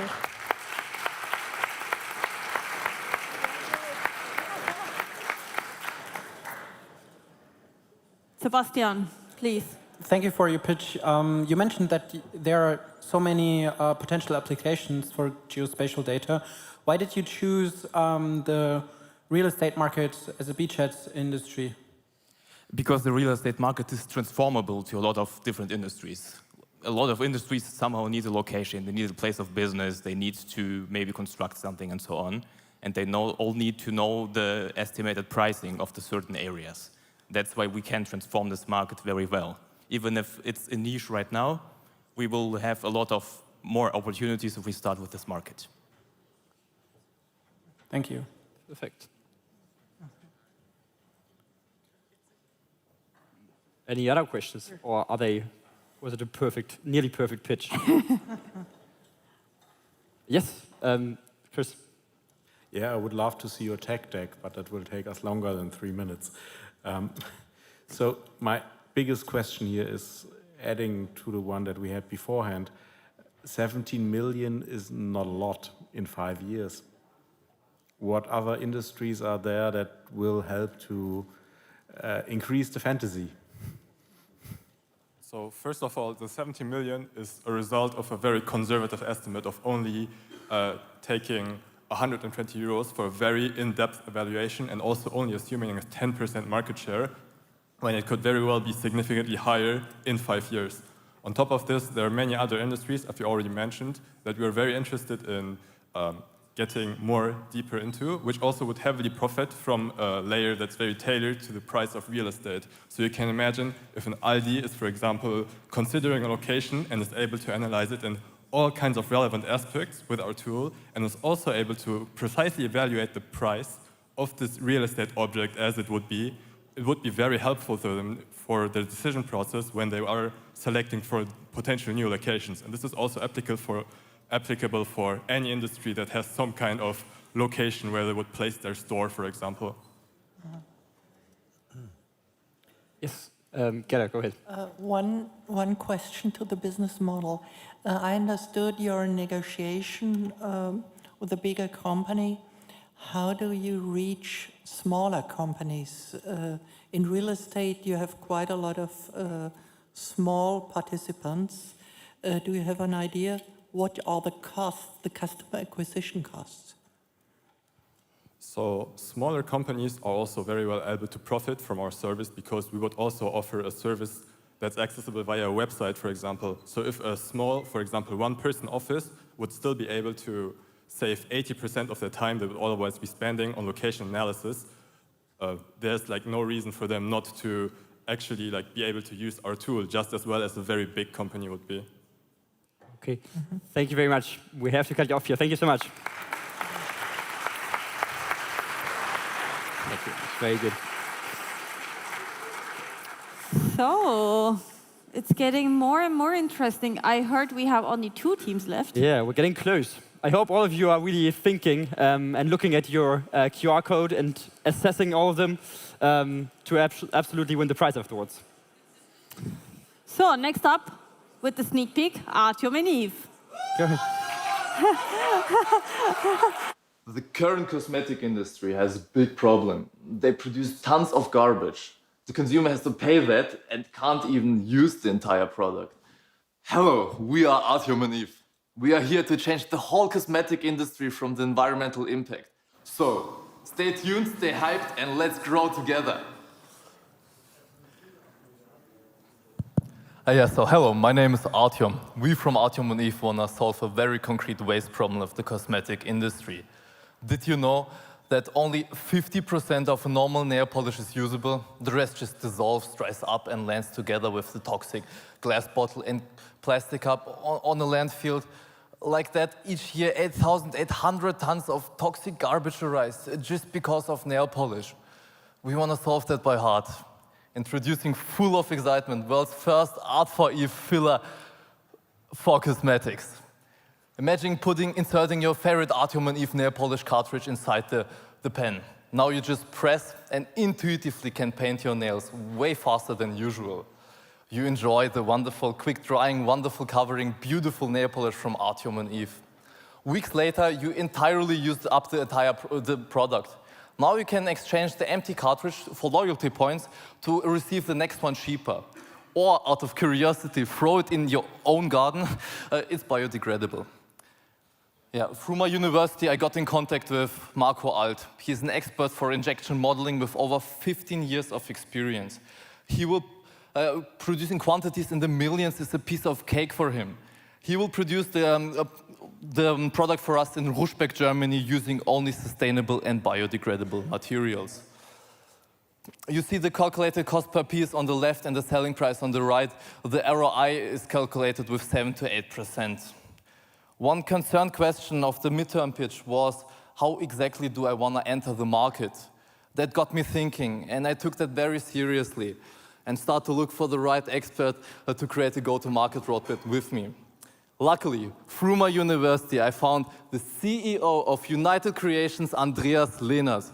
He has over 20 years of experience in building brands holistically from the ground up. Successfully, he carried out with his over 20 strong teams companies for many very famous brands you all know. I'm not allowed to mention, but just look up on their website. Yeah, together, since the midterm, we worked out a roadmap to go into the market. United Creation is responsible for the whole branding, especially the direct sales marketing. For the retail sales, I've already mentioned in the midterm, we worked out a partnership with Karstadt to place our product directly in 5 stores soon as we launch. Since then, we acquired 3 new warehouses, one in Frankfurt, one in Stuttgart, and one in Karlsruhe. So you see, my team is complete. I could start right away. But what exactly do I want to achieve? I want to conquer 1% of the European nail polish market in 4 years. To do so, I only have to sell the pen 1.4 million times. That's just 2.1% of the European nail polish users that have to buy the filler once during the time that we achieve our overall company goal. Yeah, so please, I need your full attention right now. This graph solely represents nail polish. Our patent process can be applied and make sustainable closely every fast-moving good, consumer good that is currently filled in a tube, a can, or similar. The contest caused enormous growth. We worked out over our capacities. Yes, my partner realized just from rough initial paintings, our first 3D printed prototypes, we worked out a go-to-market roadmap together, and yeah, growth forced me to call new distributors and to convince over 200 people for signing up to be the first soon as we launch. After the finals, we have to get to the prototypes.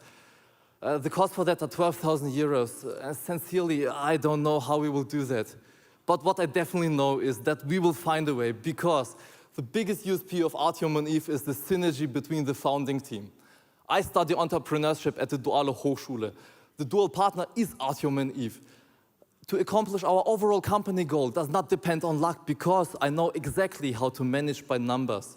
Victor Herzog has over 30 years of experience in industrial design and also entrepreneurship. This combined with my profound business economy knowledge and young execution force will lead to success. I'm very thankful for listening. Yeah.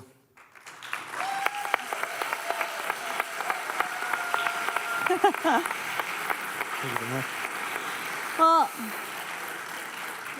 thank you so much, Artjom, but it's now for the questions from the jury. Sure, I'm excited, yeah. Are there any? Yes. Yes. Michael, this time it's for you. Thank you. Do you need a patent? We have the patent already in Europe. Yes. Not just for the product. The process is patent, so we can apply it to any fast-moving consumer good. Yes. Quick and short. Yes, Gerda, is it still valid? Yes. So the company is already founded, I think, or established? More or less. I'm a GBR out of legality. Yeah. Who has the patent? Who owns the patent? At the moment, I and my business partner have the patent. Of course, we will put it in the company as soon as we get to that point. One question, I did not get it right, maybe. The prototype costs 12,000 euro.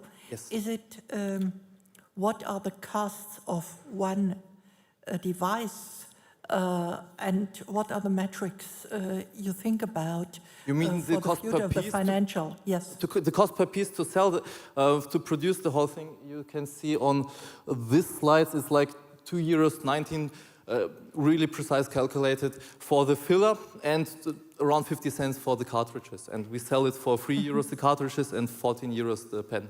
Yes. Okay. But the ROI is still 7 to 8% because we have to like pay other people to sell it and market, and you know, I don't have to tell you. That's Next true. question. Chris, there was a question before, but that's established. Okay. No. Well, you made them happy. Yeah, Sebastian. What are your priorities for the next 3 months, and what do you think will be the hardest challenge? That's a good question. So my priorities is like to execute the whole thing, to get new distributors and everything that, like partnership and sales.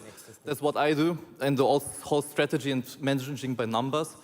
My business partner, of course, he is the CTO. He has to produce the pen finally, the prototype, but we need a little bit money. I don't know how we will do it, but I will find a way.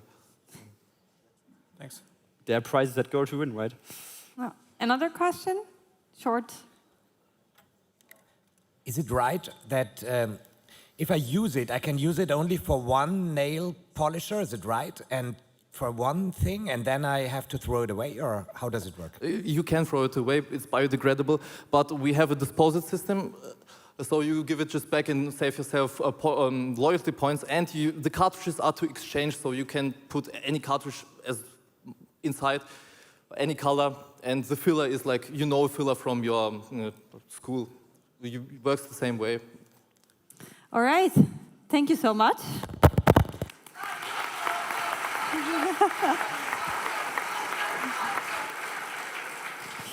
Ciao. Okay.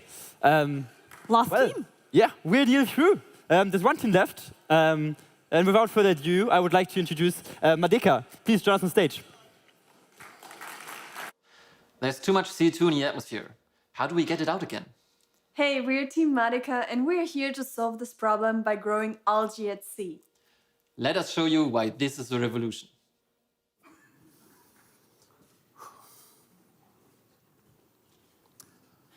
We as humans have two big problems right now.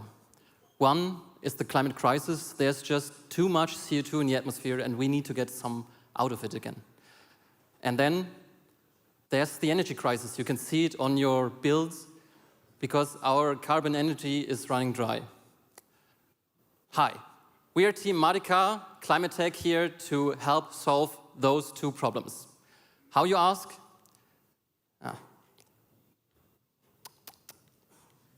Okay, well, with algae farming at sea, because there's so much space at sea, and we will construct net structures under the surface where the algae can grow. Just a short biological recap. Algae are plants. They take up CO2, store the carbon, and release the oxygen again. And if you have been good in biology, you also know that they need more than CO2 to grow. They also need nitrogen and phosphate. Luckily, we as humans put that through the rivers into the sea in surplus, so we don't need to feed them. And the algae are actually cleaning the sea, so we have an added benefit there. And by the way, they are 400 times more efficient than trees, so it's a good thing. We then can sell CO2 certificates because CO2 is taken up, and at the same time, the biomass is produced, and that can be used for biogas, bioenergy, and so on. And if you say now this is like a zero gain game, actually there's still carbon left because not all the carbon that the algae take up will go back into the atmosphere. So it's a surplus game, actually. How do we do it? First, we have to construct the nets, inoculate them with algae seedlings, bring them to the sea, and then let them grow. Then, fishermen who we contract, they will harvest them, bring the biomass to us, and we will do the sales part. But a good idea is nothing without an excellent team, and that's why Olga will tell you about it. Thanks very much, Daniel. Hi, I'm Olga, and I'm so proud to be part of this incredibly strong and diverse team. We have Daniel, who's the CEO. He's also a successful entrepreneur and bioengineer. We have Juan, who is a mechanical engineer and expert in decarbonization. We have Konstantin, who's an industrial engineer and expert in data science. We have Georg, who's also an industrial engineer and helps us with sales. And I myself, I'm a chemical engineer and a finance professional with experience in London. So how do we make money? Imagine a football field full of algae. That represents approximately 35 tons. We are able to generate $10,500 just from this one load. And 70% from this is coming from sales from biomass, and 30% comes from sales of CO2 certificates. Just from this load, we're able to generate a gross profit margin of approximately 40%. And we've also developed a business plan and forecast our revenues to go up and we break even by approximately 4 years after investment. So what is the market opportunity? First, we will enter the bioenergy sector to produce biogas. But there's, as you can see, a whole lot of other sectors that we can enter, ranging from pharmaceuticals, cosmetics, food products, biomaterials, fertilizers. So this is just the markets for the biomass. But for the CO2 certificates, it can really be applied to any company in any industry, because any company that wishes to offset their carbon footprint can buy certificates from us. And so what stage are we currently in? We formed our team, we're at the growth finals. We're currently developing our first laboratory prototype in cooperation with professors at KIT. We are also in touch with investors and business angels to secure our first seed funding at the second half of this year. And we want to realize our first pilot at sea at the first quarter in 2024 and realize also our first revenues. So be part of this mission and let's innovate the renewable future together. Thank you so much.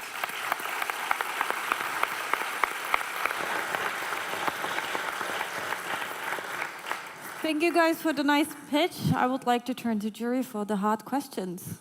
Sebastian, please.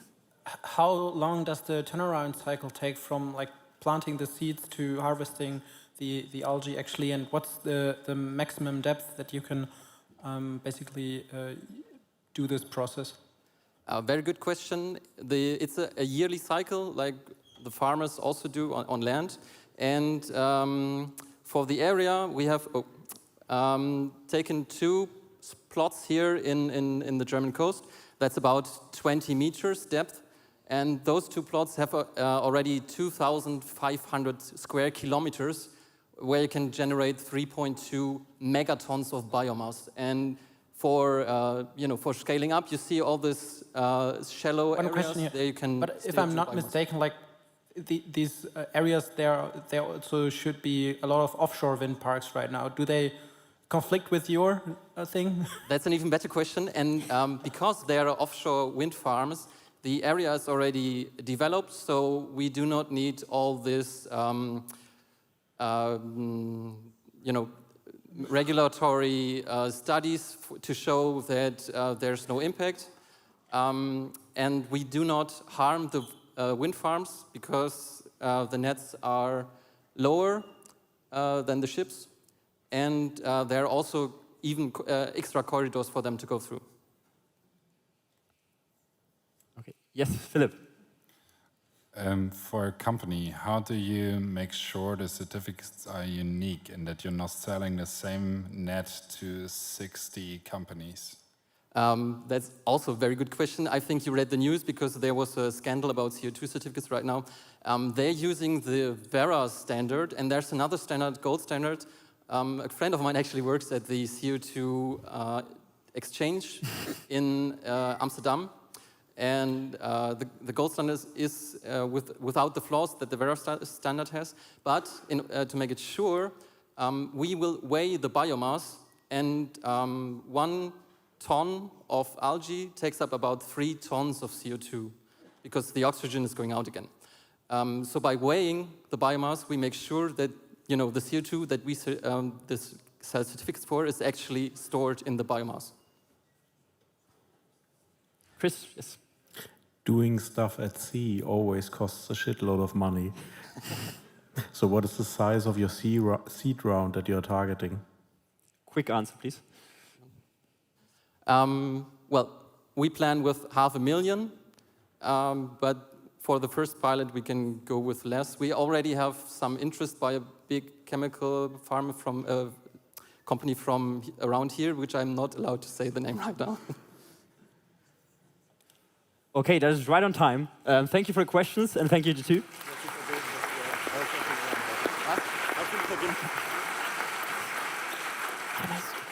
Thank you. Danke. Perfect.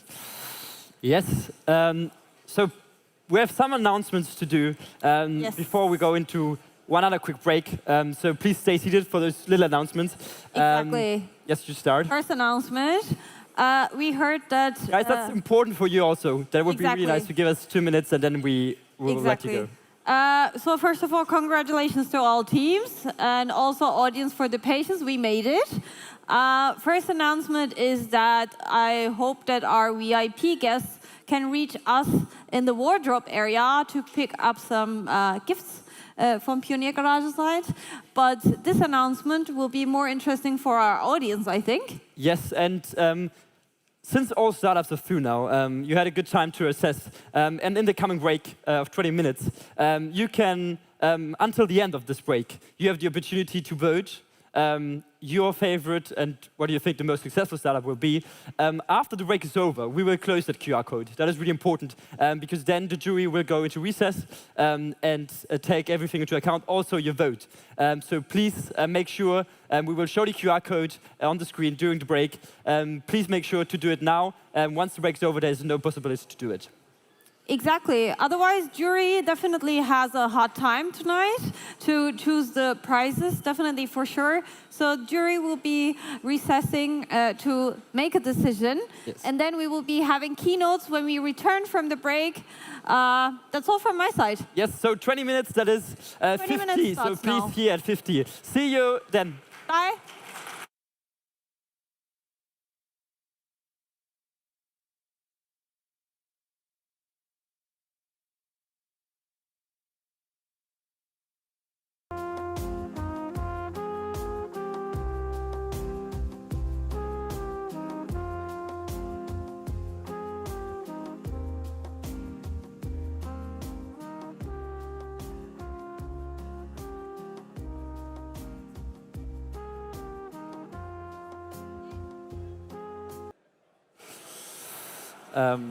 Okay, yeah. Okay. We are back. Yes. Some are still settling in. And we have actually quite some things to talk about, right? Like, it's pretty important. Yeah. So maybe we should wait a couple of seconds. Everyone needs some time. All right. There's quite a lot to discuss also, I mean. Jury is already gone.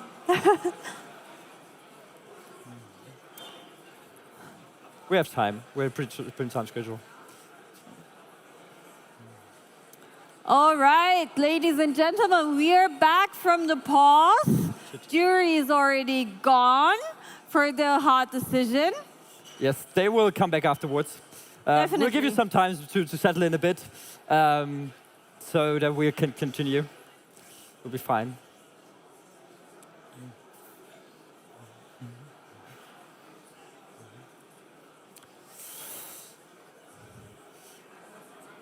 What do you think? How much time did we spend in the launch pad on that place? Crazy.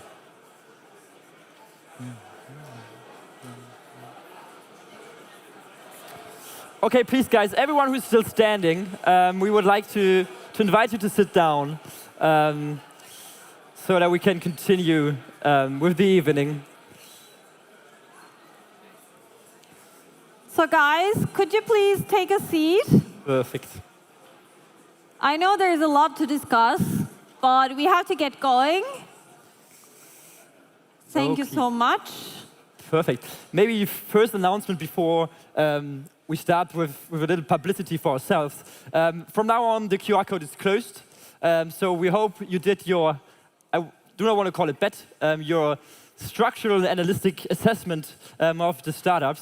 And actually, what do we have in the background, Mewz? I think we have both put some work into that, and have spent a lot of time there. It's the Pioneer Garage, right? Yes. It's the heart of Karlsruhe. Well, I'm in the Pioneer Garage since more than 1.5 years. Same. Don't regret any second that I've spent there. So we would like to invite you all to our next events coming up besides Grow as well. First of all is Founders Night Extended from Uni to Startup. As far as I heard, it's end of January. And feel free, entry is free. You can also dial in from pioniergarage.de/Zoom. And other than that, we have weekly get-together every Thursday, 7 p.m., 7:15 p.m. We just get together, bunch of friends, and talk about startups and ideas and our somehow feelings about how to be a student entrepreneur. Yeah. And if you want to be part of all of this here, it's not organized by only a team, but a whole organization, a Hochschulgruppe in German. And we are always welcoming people who help us to achieve that, because there's a huge team behind all of that. And so if you found that interesting, if we could give you a bit of a feeling in the stomach that maybe entrepreneurship is something for you, we are always welcome to visit us in Launchpad. Exactly. Indoor start. But it is time to get now some people on stage who are past that, who are not only anymore in an idea-finding situation, but are actually working a lot and have achieved quite a lot. We have two amazing people tonight, and you would like to introduce the first one, Mewz. Exactly. Speaking of student entrepreneurs, Janine was also a student entrepreneur, found company Xeem, as far as I'm speaking it correctly. And their mission is to shape the future together and promote young talents via challenges to corporates and other firms. And she was even at Der Höhle der Löwen. Is somebody watching already Der Höhle der Löwen? Can I get a hands up? At least did you watch trailer? Okay, not that much. Then you should rewatch the episode with Janine, where you're going to get a sneak peek of her now. And she's also mentoring at Startup Teens, one of the biggest youth-focused entrepreneurship programs in Germany. I think I chit-chatted a lot and hold my monologue. That's enough. It's time for Janine Weirich here. Yes, please join us on stage.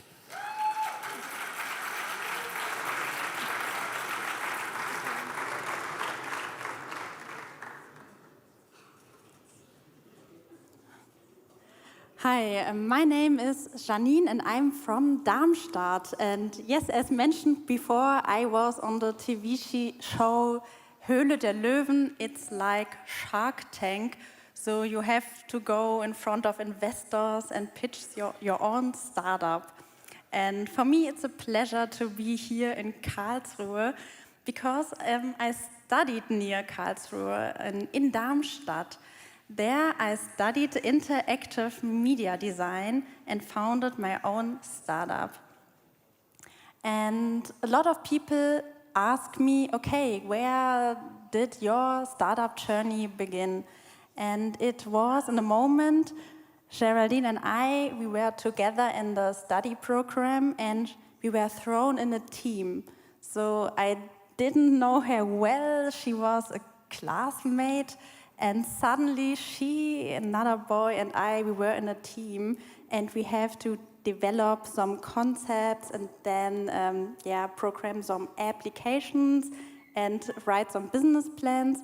And during the second semester, we realized, okay, we are a cool team, we like each other, and our project is really, really cool. So it all started like you have a team, you have a cool project, And I think if you want to found a startup, the team is everything. So if your founder team is really, really good, it's a top skill to go on. So, and interactive media design is not just design. One part is IT, the other part is management and marketing, and the third part is design. And Xeem was our bachelor project, and during the master's studies, I thought, hey, Xeem is so cool, I want to work on the project, and the project should not stay in the bin or on the desk. I wanted to work on it every day. Yeah. And we thought about, okay, how can we combine our study program and Xeem? Because it was just a bachelor project. We have some paper prototypes or first website. And then we use the study program and choose some courses to add our startup. For example, we shoot a cool, funny trailer with a llama because we thought, hey, just do it. And we learn how to shoot videos, and we use the project for our startup, and we continue our study program in Darmstadt. Yeah. And we like to travel a lot because I think it's really important to be open-minded, to go in different places, not only on the bib, not only on your own desk, maybe go outside or go in the park, because there can be really cool new ideas if you switch the place. So, one tip. But the startup life isn't not only traveling and shooting films with llamas. It can be really, really hard.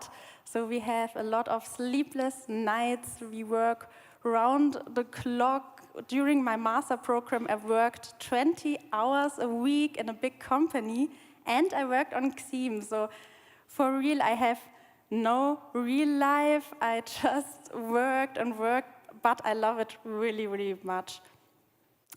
But I would really like to introduce you some programs that are really helpful. For example, there are a lot of scholarships for young students who want to found a startup. For example, the Hessen Ideenstipendium. Or the Exist Gründerstipendium, as mentioned before this day. So these scholarships are really, really good for all people who want to build up a startup. And with Xeem, we get both scholarships. So first the Hessen Ideen program and then the Exist Gründerstipendium. And it enables us to work on the startup and to quit our job in the big company and to work on Xeem.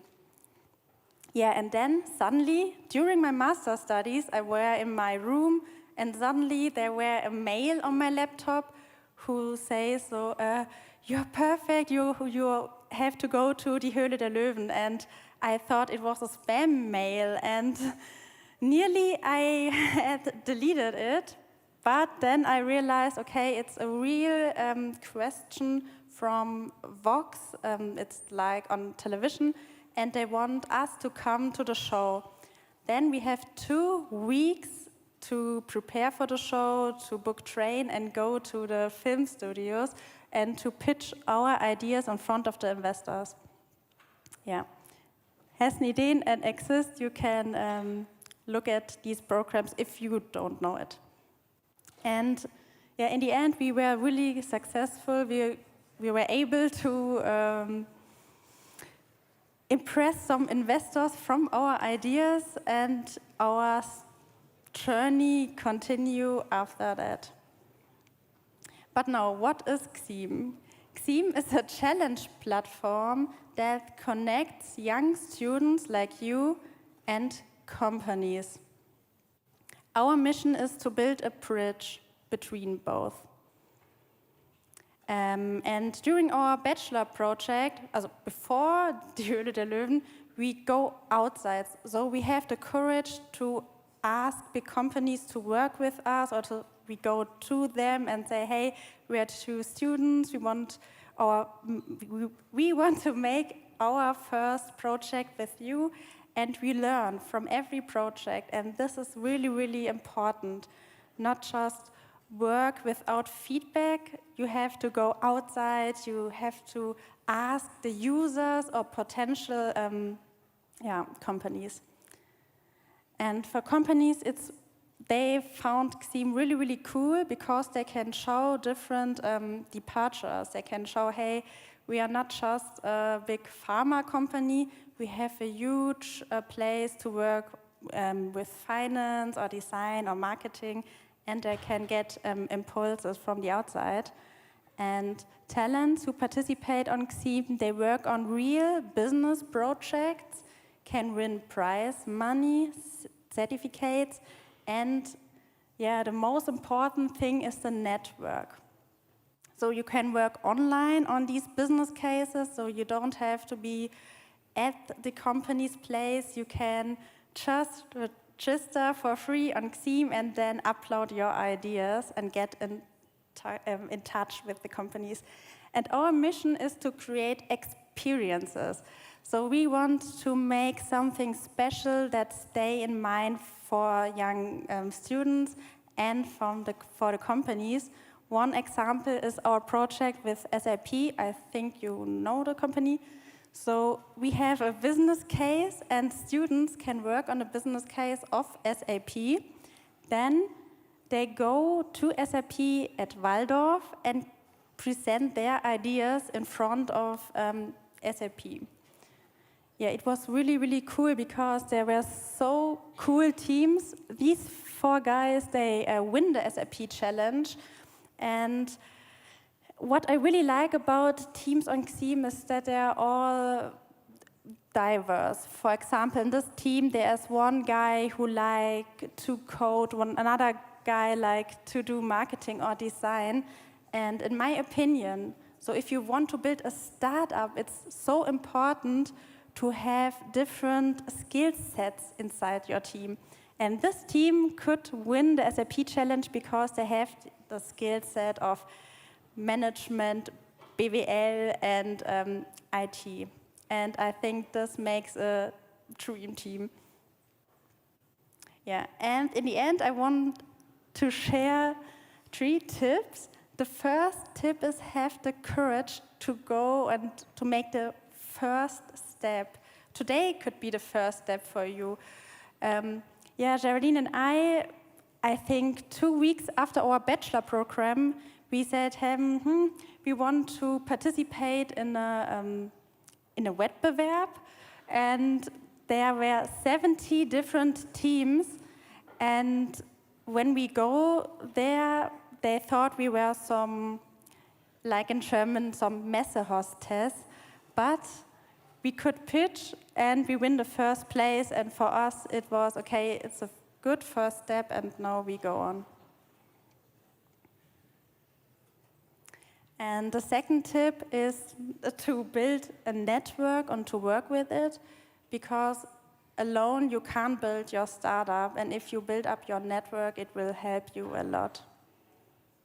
And the last tip is, keep at it. Believe in you, you can make mistakes, you can work on it, and a startup isn't built within a week. It's a long time, but in the end, it could be really, really cool, and I don't regret anything.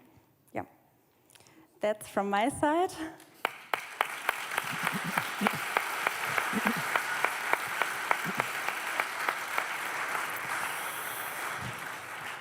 Thank you very much. It's always really inspiring and impressive to see that people from our background and with the same habits and the same ideas can achieve such great things. And maybe we'll have the opportunity for one question from the audience, only one. We have a little of time limit. But first off, I would like to ask you, because you say keep at it, stay tuned, it's not built overnight, but is there a time in the startup and founding where you know, okay, you've achieved it, you've done it, where there's no fear anymore? No, never. I think that you're never done. So every step brings you further. So when I finished my master program, it's another step, and I can say, okay, done. My master program is now done. And then when I founded the company Xeem, it's another check marks, okay, done. But there are so many times and situations where you go outside your comfort zone or like this. So I'm not the, woohoo, I love to present, but I think it's really important to step out your comfort zone. Yeah. Thank you very much. So I'm going to do my daily sport. Who wants to ask a question? I will give you the microphone. Okay, that was a short distance. All good. That makes my life easier. Sorry. During your startup journey, what do you think is the biggest risk you've taken, and how has it paid off?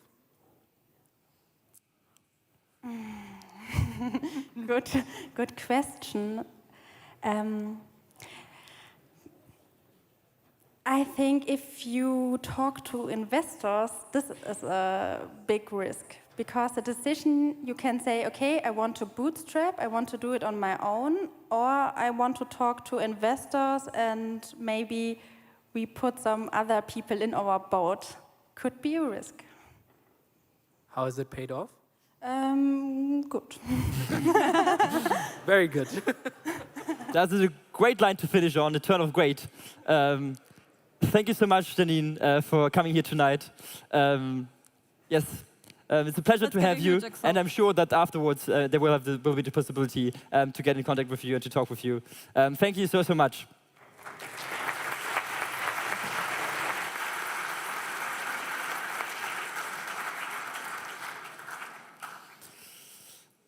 Thank you very much. Now we have the second speaker of tonight, who I have the honor to introduce. She is a serial entrepreneur, has done lots of stuff, and has worked her way up to one of the leading heads and the leading minds in AI around the world. And like Janine, she had the idea to connect people, to share knowledge, and to bring people together. And it is a huge honor to introduce to you the co-founder of SwissCognitive, Dalith Steiger, who is just joining us from Davos. Thank you so much. Please join me on stage.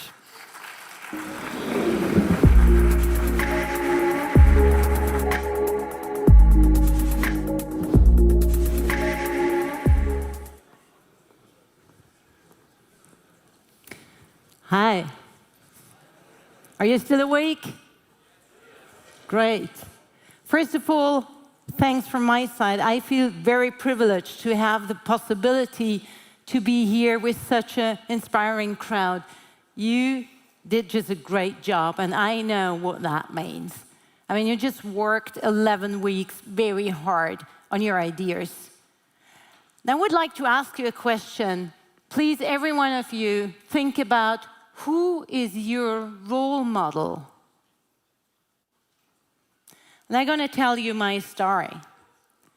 My role model is my grandma. She actually died last year with almost 102. So if you think about what that means, a person who lived over 100 years, what that means with regards to development in technology. Now, she was a TV moderator, she was a journalist, a book author.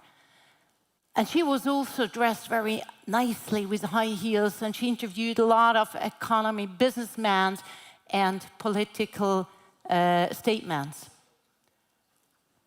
I was always looking at her and this is how I would like to be. And we're sharing one passion together. She's passionate about journalism and high heels, and I'm also passionate about high heels, but technology. But technology at least brings me into the business. What do we need if we start a business? If we have an idea? There are a lot of ideas out here. We saw them. And if you think about the questions that the jury was asking, it brings you to what we need. One thing is, there are huge potentials out there. Another one is we need to have beliefs. And the third is we need to have a purpose. The huge potential. You may know that I'm within the technology, especially focusing on artificial intelligence. Why do I show you this slide? If we look at all the brains around here, we can have a lot of ideas. But it's going to be finite.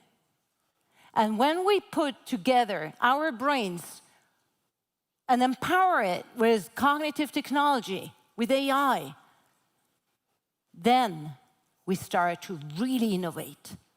This is where we break the potential of just growth or increased productivity. And you have the huge benefit that in parallel to all that, we have a lot of other things coming on.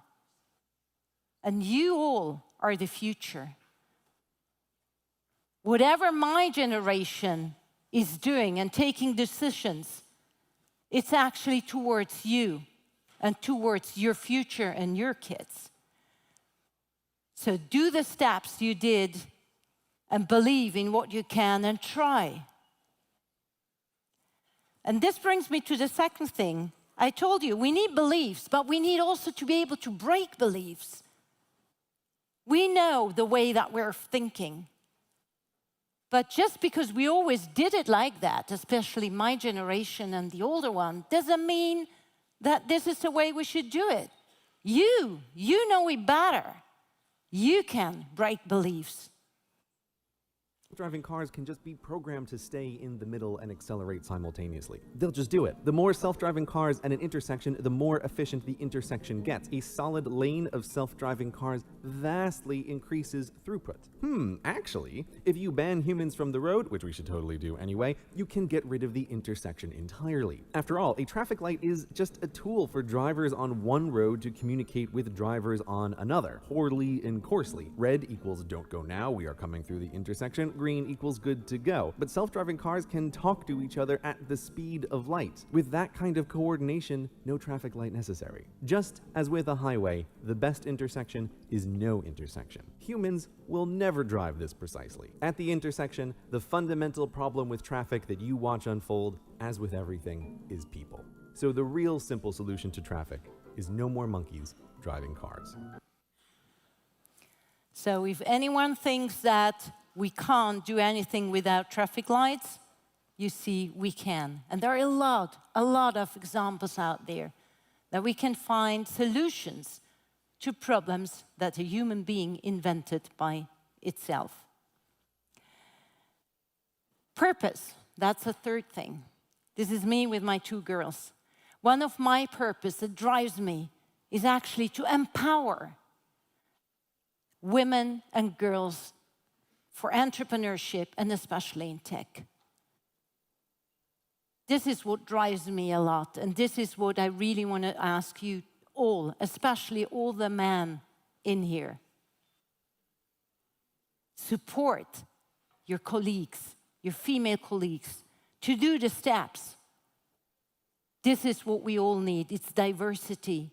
It's not only gender diversity, it's diversity in all the senses, but we can only do that together. So, women empowerment means also having role models, standing there and sharing experience and knowledge with all the good stuff, but also the failures that we did. It is a long journey, it is difficult, but it's worthwhile. So saying that, my personal conclusion is support each other, find the huge potential, break beliefs, and find your purpose and your role model. Thanks a lot for having me.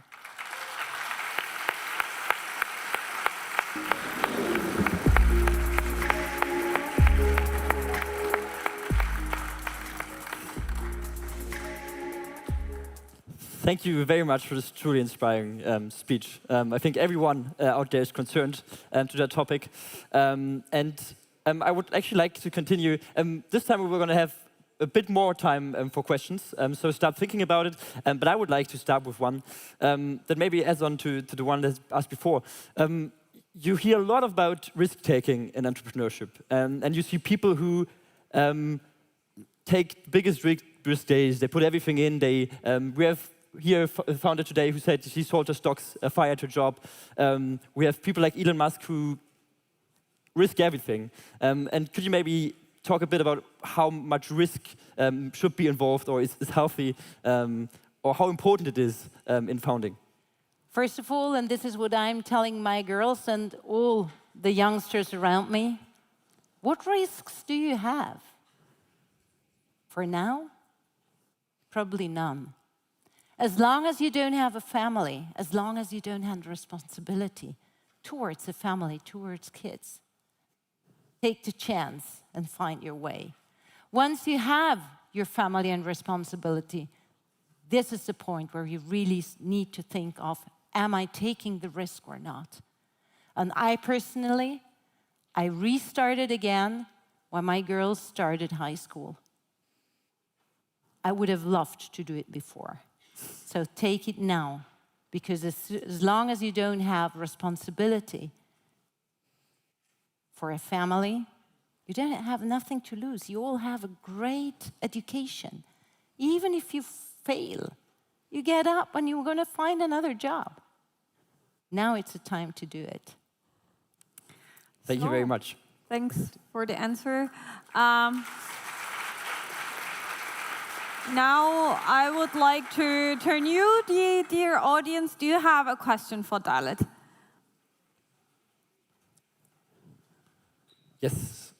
This time maybe right in front. Sorry, this time somebody else. Here you go. So thank you. Yes, my question is, that's not my question, it's from a person I really respect. It's Professor Janine Weirich. She asked, many people have good ideas and pursue them and go for it, but also really a lot of people just quit at one point. I mean, I know why I quit. Who just quit. I know why I didn't quit, but it's still interesting. What is your opinion? Why so many people, even if they have a good idea, don't pursue it? I think Janine said it very nicely. You have to go out of your comfort zone.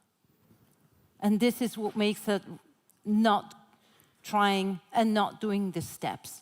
And this is why I mentioned now it's your time.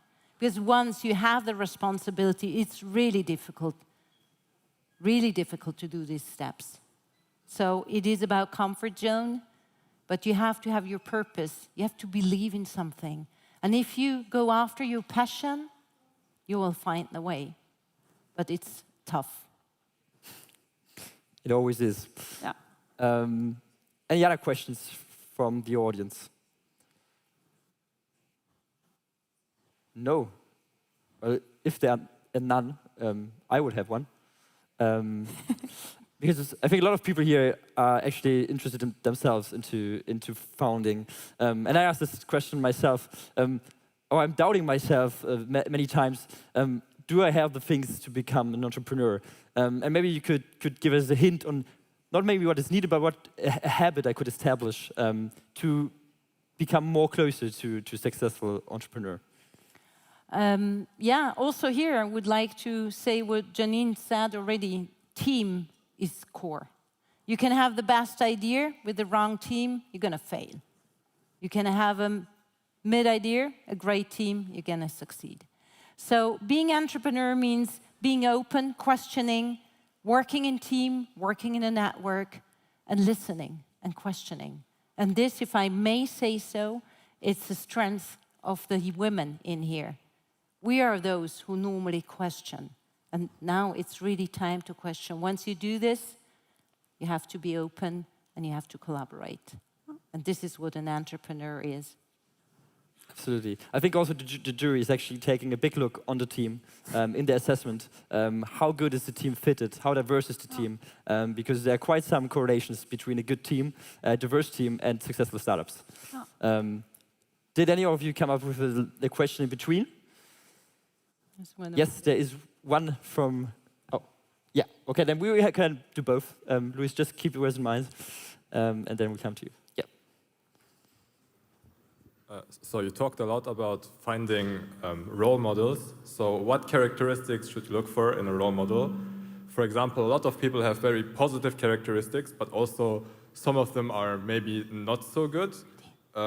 So can you just ignore that? Or yeah, is there like, or is this someone you should know personally, or can it also be like anyone? It can be anyone, but it definitely should be something positive. Someone that you admire, that you think that the way this person lived his life, her life, this is what you should look for. But it can be also, I don't know, Elon Musk. Can be anyone. It doesn't mean that it needs to be someone that you personally know. For me, it is now my grandma, although I have some others, obviously, but she was one of the strong women, doer of her time, that really made me do the steps also. But you don't have to know the person, but you have to believe in what this person did. Perfect. Okay, so one last question, and maybe a quick answer to that. Yes? You talked a lot about passion, but how do you find your passion? Oh, wow. Wow. Short answer, follow your heart. Okay, we can end on that. Definitely.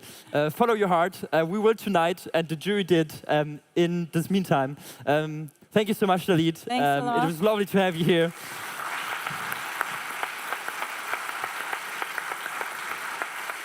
Thank you so much. Thank you. And we wish, of course, both of you and your team all the best in the future. And again, a big thank you for coming to Karlsruhe and taking this huge effort to give us the speech. So, yes? Here comes the fun part, I heard. We're coming to the very funny part, to the prizes. Exactly, but you know, you have to build up the tension a little bit. We'll take our time. Definitely, we're going to take our time. So we started in October with 50 student teams.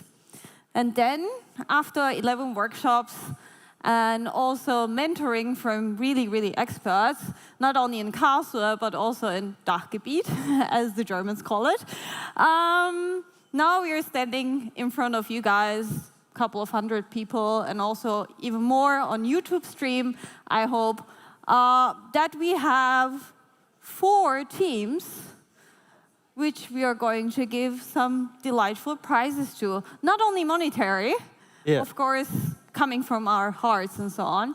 You know, the emotional part. You can do it better than I do. We'll do that. I think which maybe is important to know now to get, we are also completely surprised now. So we will have, every time we'll have a jury giving us a letter in which the result or the winner is written in. And for each prize, we'll continue. We'll have a third one, and a second, then the sustainability, and the first, and then afterwards, the prize for you guys. And I think maybe we shouldn't keep them too long. And I would like to first jury member to come on stage and to give us the prize. Thank you so much. Good evening. I hope you enjoyed all the pictures. So our jury has decided, and we would kindly ask all the finalists to join us on stage to first have a picture. So guys, just join us.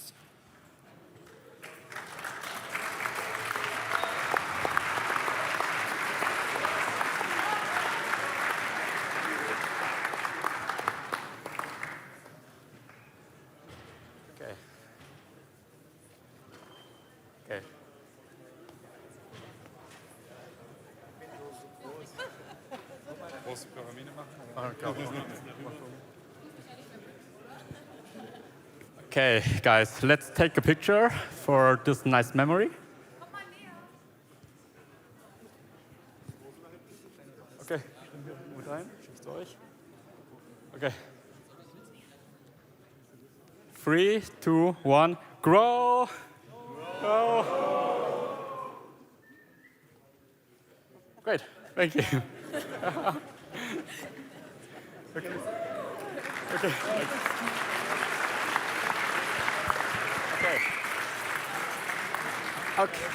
I would ask the jury to go on this side and the teams to go on this side, please.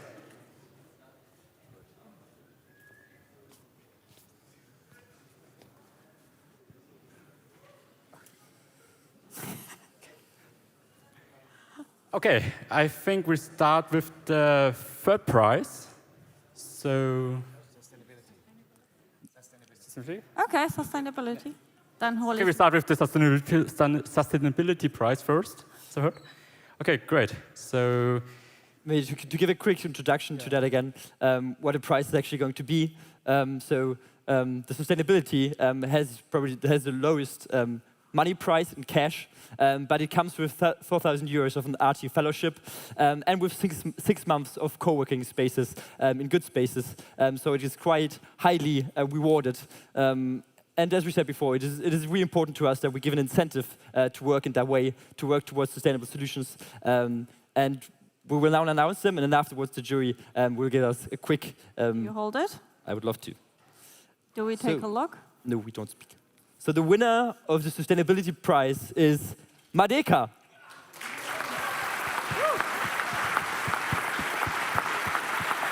Huge congratulations.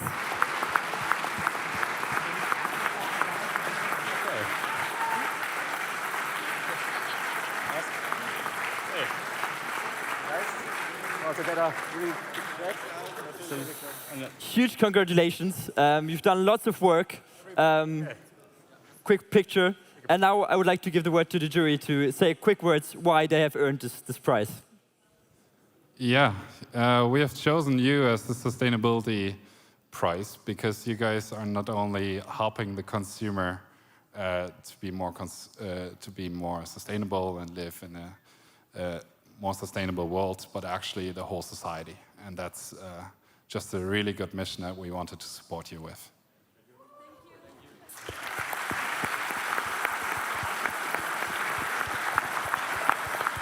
Congratulations. Yeah, yes. Thank you so much. So I guess we'll continue with the third prize now. Hold on, let me get the prize first. Yeah. So Sebastian will say quick words before we reveal. Actually, we're, for the third prize, also thinking about a team that has quite a sustainability angle. And don't relax, Team MaDeCa. It's you again. Please welcome to the stage.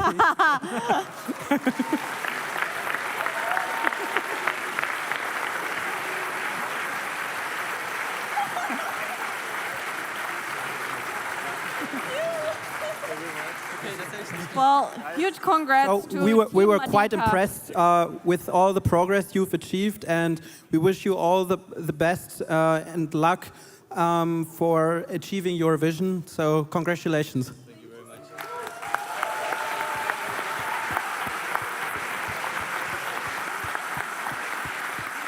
Well, I don't think that ever happened in Grow history. That's what I wanted to say as well. I've never seen a double prize team before, so feel honored, definitely. Yeah, very impressive. You should definitely see to me. Second prize. We are running out of prizes somehow. Okay. Second prize, not MaDeCa. Yes, I'm very proud to pronounce it. It's an ambitious business model here from Karlsruhe. It's also a sustainable business model. It was one of the most powerful presentations here in this room. I can tell you, as a representative of an insurance company, it's hard to insure it. It's really hard to get a risk management and to get an insurance for this business model. But I'd like to promote the idea. She really showed growth with her team, with the idea implementation. It's not Mewz, it's yours, it's MeinDein.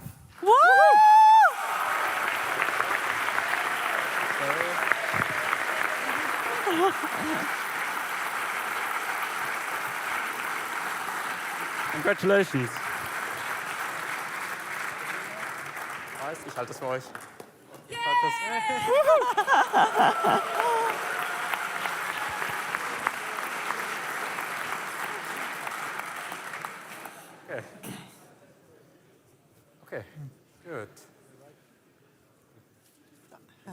congratulations. So before we move on to the first prize, we want to ask our speakers to join us on stage. So Janine and Dalith, where are you?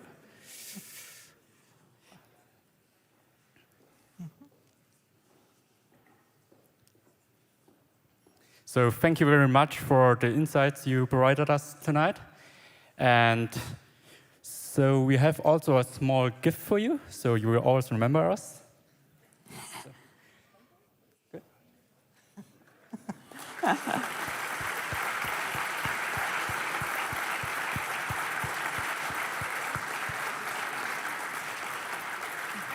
So we hope you enjoyed the evening as much as we did. And hope to see you soon again. I hope too. Thank you very much. So also the decision couldn't be decided with our jury. Thank you very much for joining us today here in the Audimax. And also for you, we have some small gifts.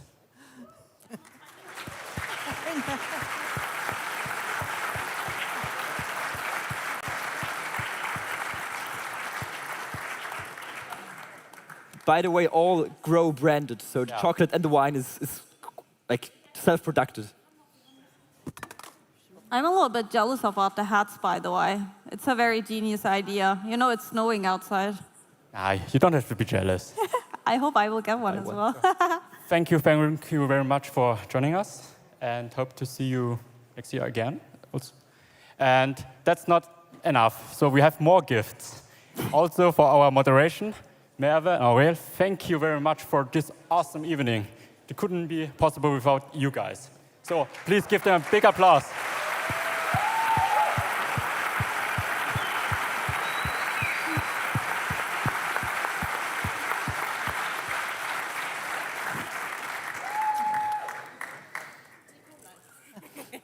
Oh, danke. Would you like to change? I love those flowers, actually. Sounds good too. It's a really good book. It's Atomic Habits, one of the most read books in startup history, I think. I didn't read it yet, so it's perfect. It's the top at New York Times bestsellers list since a couple of 10 weeks. So it's a bit shameful, actually, that I didn't read it yet. So, but thank you for catching me up. Yeah, It's amazing. thank you so much, guys. It was a pleasure. Thank you, guys. So, and I think the teams are still excited who won. Maybe? Maybe. Maybe. So, I think it's time to announce the first prize. So, Gerda? I have the honor to announce the first prize. But before, I want to thank someone who spent the last year together with a big team that also spent the last year preparing growth. And I want to thank you very much that you did this. It's really, you made a great job. I heard how much work it was. I also heard that he is master of party this evening. It is very important for the society and also for KIT that this startup contest exists. I was there when it started 10 years ago, and I think you did a great job when I see what happened in the last weeks and today. Thank you very much. Woohoo! Woo!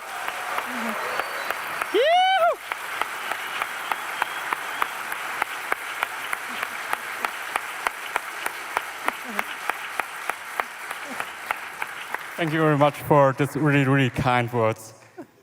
I think it was a journey, and I'm not always enjoyed it, to be honest, but I think today it's totally worth it to see all these faces and interested in startups, all the teams that made this huge progress. So I think it was totally worth it, and thank you very much for joining us. Woohoo!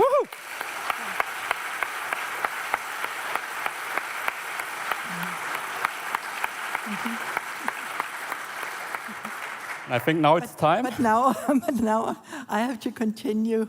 They are waiting.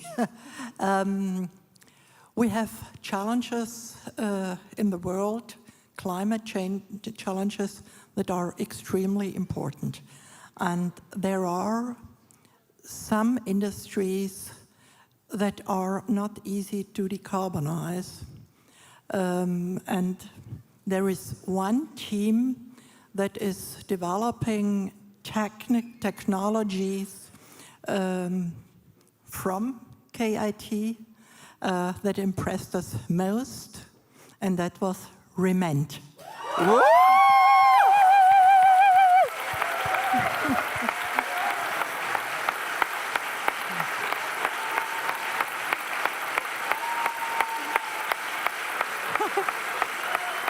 Wem darf ich geben? Toll. Toller Gottesdienst.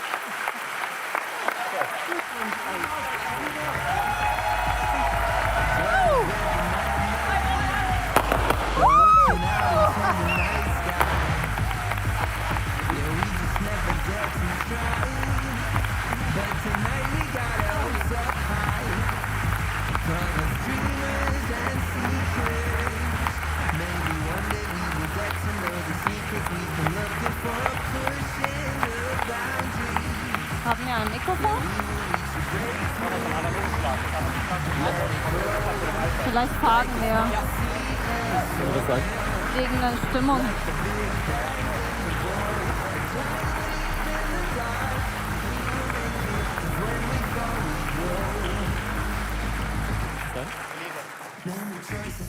So, congratulations from the bottom of my heart, Team Rement. We would like to ask you how you're feeling. Wow. Were you expecting it, or how was the growth journey for you guys? It's really hard to say some sentences now. We didn't expect that, to be honest. We're just truly grateful. I'm just truly grateful for this great team and for the last weeks. I think we learned so much in the past weeks. We worked a lot, and so a big thank to the jury, to the Grow team, and especially also for you guys just being here and being interested. And we are really looking forward for the next weeks and to make some more progress. And thanks a lot. Wow. Woohoo! Congratulations. So,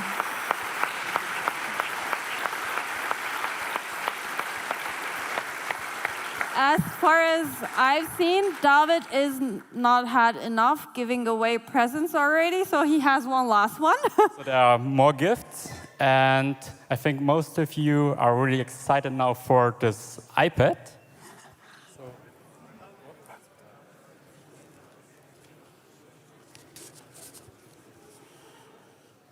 Okay, so we are looking someone, his name starts with a P.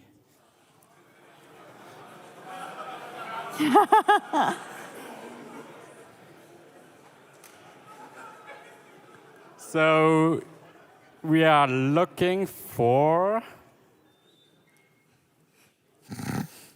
Petko Stoichev. Please join us on stage. Join us.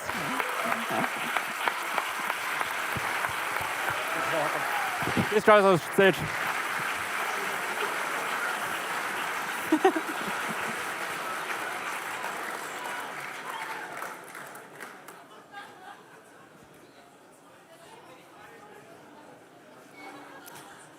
Some logistic difficulties on the way.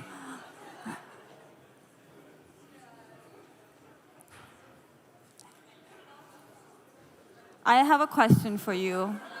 Did you come here tonight only for the iPad or to watch us or the teams? I came here to support this wonderful team that won, that wonderful person that's holding the prize, and all of the hard work they invested in all of this. Okay, now you really deserve the iPad, I think then.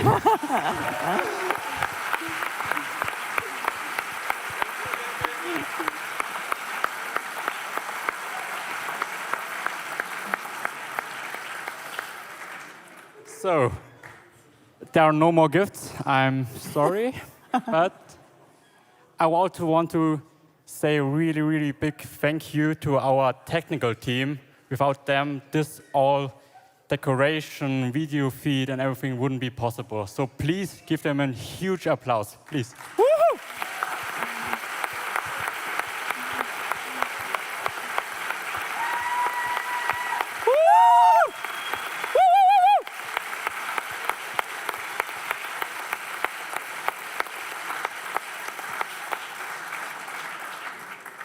And before we start with the after party, I would like to ask all the guys and girls from the Pioneer Garage to join me on stage so we can have a huge group photo, please. Just join us. So all red sweaters. Everyone, just join us.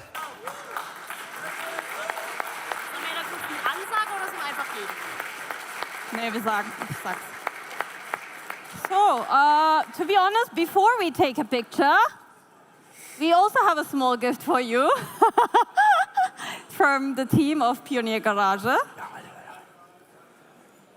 So have fun with it. You have to water it very much, and it has to stay in front of a window. Just saying, I have trouble Let it with grow. at home. Okay. Okay. Okay, so one cheese, one grow. Okay.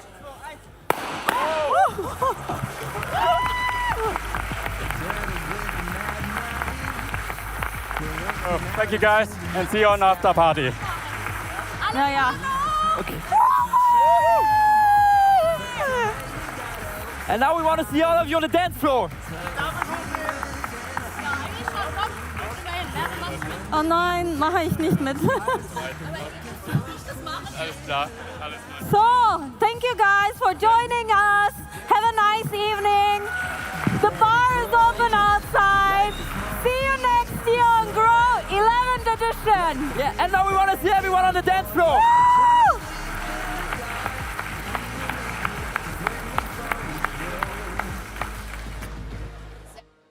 Many choices we all have to make, and advice that we are gonna take. In the end, when we stay true to ourselves, we'll find answers while we're on our way. Things may look way too hard, but we just need to try over and over. So what if we just start with every step we get a little closer? Let it grow like a small seed in the soil, like the big bang in the void, a giant leap in the dark.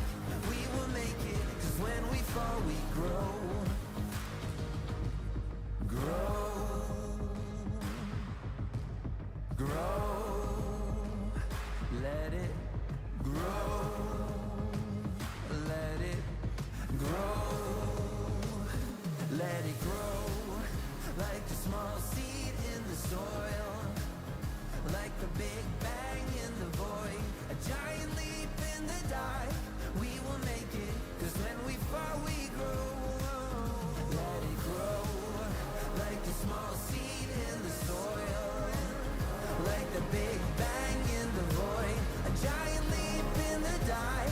We will make it, 'cause when we fall we grow.